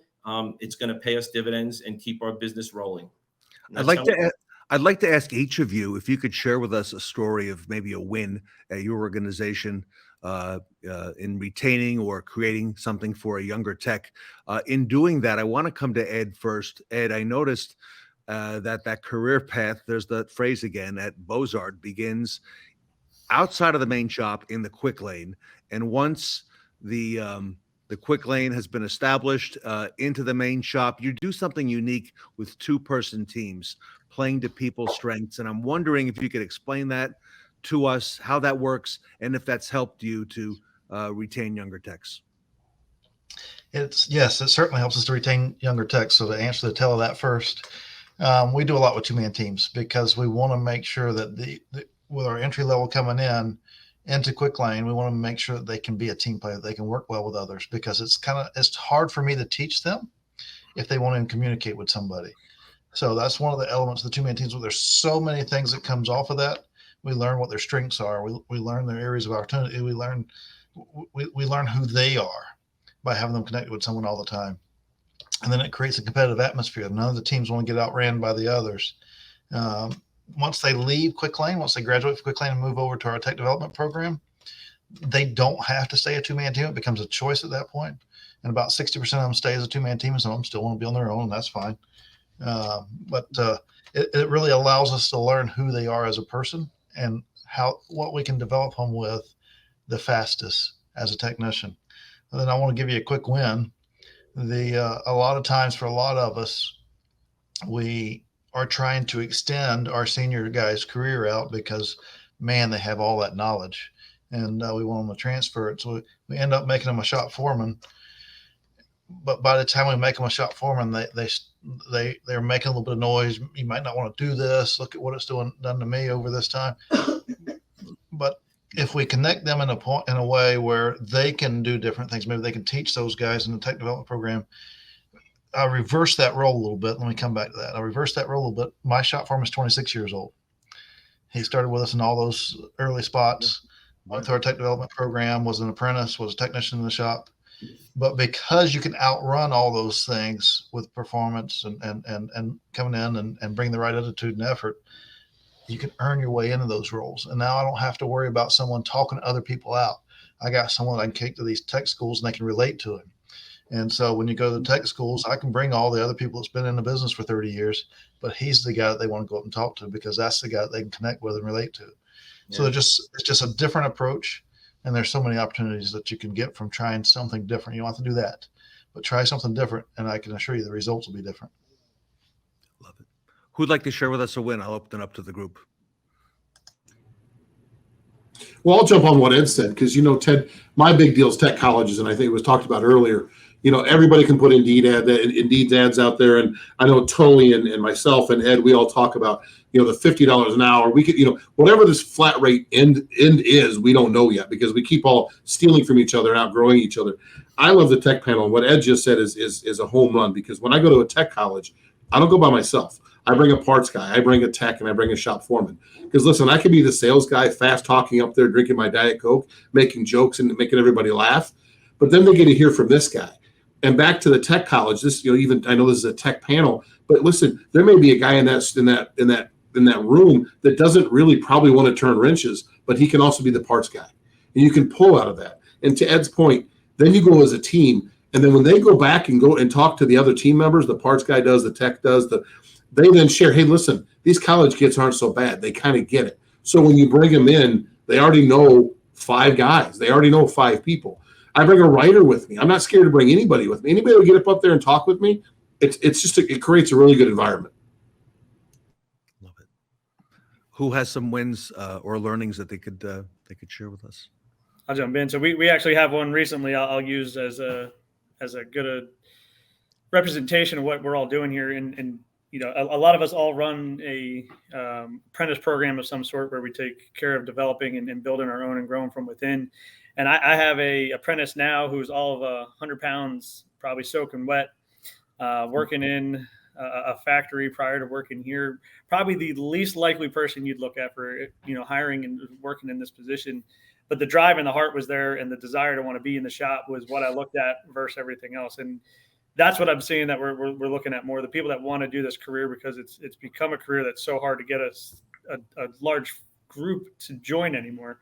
So finding those people that really want to do it is phenomenal. And then to top that as well, this person happens to be a female on top of everything else.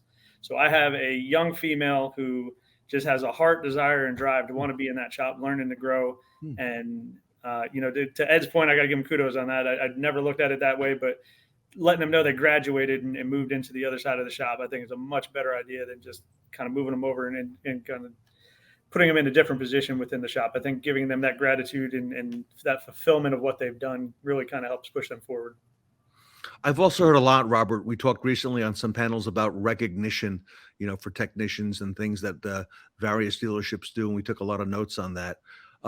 Who'd like to share with us a learning or a win that you've had along the way that you think would have some I've had a value? bunch of them here recently. Shawn? As everybody on this panel knows, and everybody in our, I had a recent diagnosis, and I'm undergoing treatment now for colorectal cancer.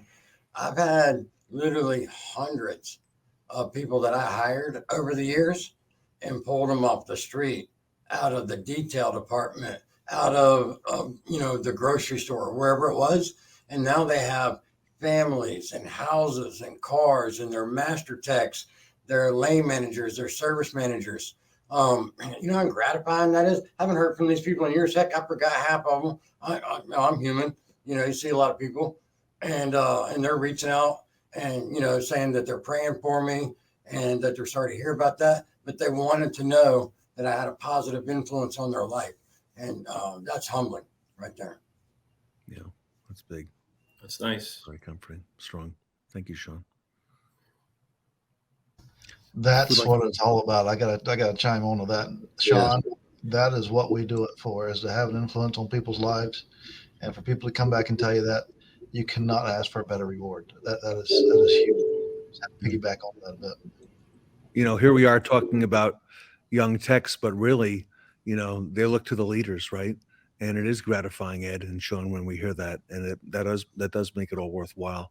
And we've all come up through the ranks in various ways at our dealerships, but they look to us. We're the mentors, right? So very strong. Yeah. Thank you, Shawn. I have to agree with Ed and Shawn as well. Getting that feedback and knowing that you took the time and got involved with somebody's life and helped change the trajectory. Getting that feedback that makes the people in this roundtable have produced untold amounts of revenue for the companies we work on. And when you get good at that, getting that feedback that you're impacting human lives puts the revenue in a different light and perspective with the things that you're able to do. It's why it's one of the main things that drives me to do that. It's fantastic. So I can't agree more.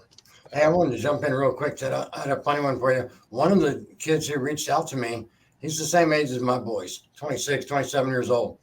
He was working as an express tech when I took over at a place a number of years ago. And I asked him, I pulled him aside, I was like, what are you doing here? I'm like, you obviously don't like it. This is not your gig, right?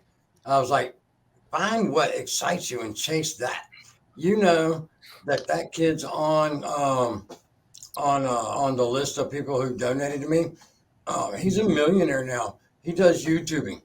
He has YouTubing sponsoring stuff. The kid chased his dream and really rocked it. So this isn't just about what we're talking here about the ones that's reached out to Shawn. It's about we've done that for so many. And to hear it come back to Shawn is huge. So when you're talking about developing technicians and developing people and developing advisors, you're giving them a way of life. You're giving them a way of taking care of their family. And they may not tell you early on, but at some point it does cycle back around to where you find those things out. And those are some of the best words you can hear. Very gratifying. Yeah, for sure. Agreed. Jeremy? Yeah, that's spot on. Because like Shawn said in his initial answer, we don't know what background these young guys or gals came from, and to be that mentor to these people, because some of these you only have for at least 3 to 5 years, because it may just be a stepping stone. But if you could influence them to kind of slingshot them into their next direction, that pays tenfold to me. Like Shawn said, when you see them older, and we have a little 16-year-old kid I hired as detail. And, he's worked every position in service because he was just that guy to get stuff done. And, now I seen him the other day with 2 kids, and he works at a hospital, and it's like, I still see him as that little 16-year-old punk, but it's pretty cool to see that you can have impacts, that ripple effect that you can have on people's lives. And Jeremy, you spend, if you don't mind speaking to it, you spend a lot of time mentoring and leadership yourself. Talk to us about that, and has that affected what you do there at the dealership? Oh yeah, because I was horrible when I was a first manager. I'd done some stupid things, and I look back, I was like, I cannot believe I said that. But it has, because what's pretty cool is when you grow yourself and you focus on you mastering your craft of leadership or personal growth. When you start growing, if you do it just right, you can bring all those people around you. Not only your spouse, your kids, but the people around you at work. And what's great about it, you see them grow also, and then you see another ripple effect. Because that's my one big thing is imagine yourself being the one that has a ripple effect on somebody's family tree. Just because you took the time to build that relationship with one person, and it just has this ripple effect that I love to see. Love it. Jim Sabino, anything you'd like to add? Yeah, listen, we do have a toolbox program here for our entry. The kids that are graduating, the young men and women that graduate these technical schools that we do hire here. We do offer a toolbox. It's a rolling cart filled with all the necessary tools out of the gate. A lot of the students that we have come across, they're prepared, but they're not prepared with tools. And I think the technical schools, and I've voiced my opinion to that, they need to do a better job on stressing that they need some tools before they can really get in. And just basic stuff. They don't have to spend a lot, but a lot of these students that, I've personally have come in contact with have had very little to almost no tools. And it's incredibly hard, even though that you're, mentoring them and setting them up with an A technician to work side by side. They still need to have pride of ownership of their own tools and say, hey, I did this job with my tools, my toolbox. And it's kind of it's a pride thing. So we do set them up. We have a really nice toolbox set up, but we keep actually like 2 or 3 in stock at all time. And these guys get it. And after a couple of years, it becomes their property 100%. So it's a nice program. They take a lot of pride. I see guys cleaning them after hours and really taking care of them and putting their stuff away. And some of them put some stickers on it to personalize it. So that's a nice effect. They feel really good that we felt that strong about them and cared about them to gift them this toolbox with tools to start, get them going. So that's been a big, big lift for us with retaining these young hires, these new students that come out of the technical schools, and it's worked well. So, last question for today. It's a lightning round. You've only got 30 seconds. We're going to start with Jeremy, go over to Robert, then Shawn Butler, Ed Roberts, Richard Lupo, Shawn, Kingrey, and Jim Sabino to bring it home. We're here now in the middle of September. We're looking out over to the balance of the year. We've only got about 3.5 months left. Your advice to your peers who are watching you here today, your fellow fixed ops directors, fellow service managers, service directors, people in your position who are watching, piece of advice you want to recommend to them. Only 30 seconds, everybody, got to be quick. And I'll start with Jeremy. One thing you'd recommend to your peers watching you here today. Just have a solid written career growth plan. It don't have to be like in stone, but just a rough draft just to get things rolling. If you don't have one, that would be the first place I would start. Love it. Robert Miggs. Commit to it. Get out there, be involved, and commit to growing your own. Get them in the door. Supply the tools, supply the functionalities of what they need to get there, and don't be afraid to grow your own. And you'd be surprised what you get from it. Grow your own. That really is the answer, isn't it? I've heard that phrase before. Shawn Butler. I don't think that you can beat having 2-man teams and growing your own through the shop that way. The mentorships, the one-man, we have an apprentice program. We've already graduated 2 techs to certified and 1 to master tech just in the last 6 months. So it works even for small shops. Don't have to be a big shop like Ed's got. But really connecting with your employees and finding their why. If you will help them achieve their why, what's important to them? Is it recognition? Is it money? Is it education? Is it family? Is it they want to be the next best beer brewer? Find it. If you help them get that, they'll get you where you want to be. Thank you, Shawn.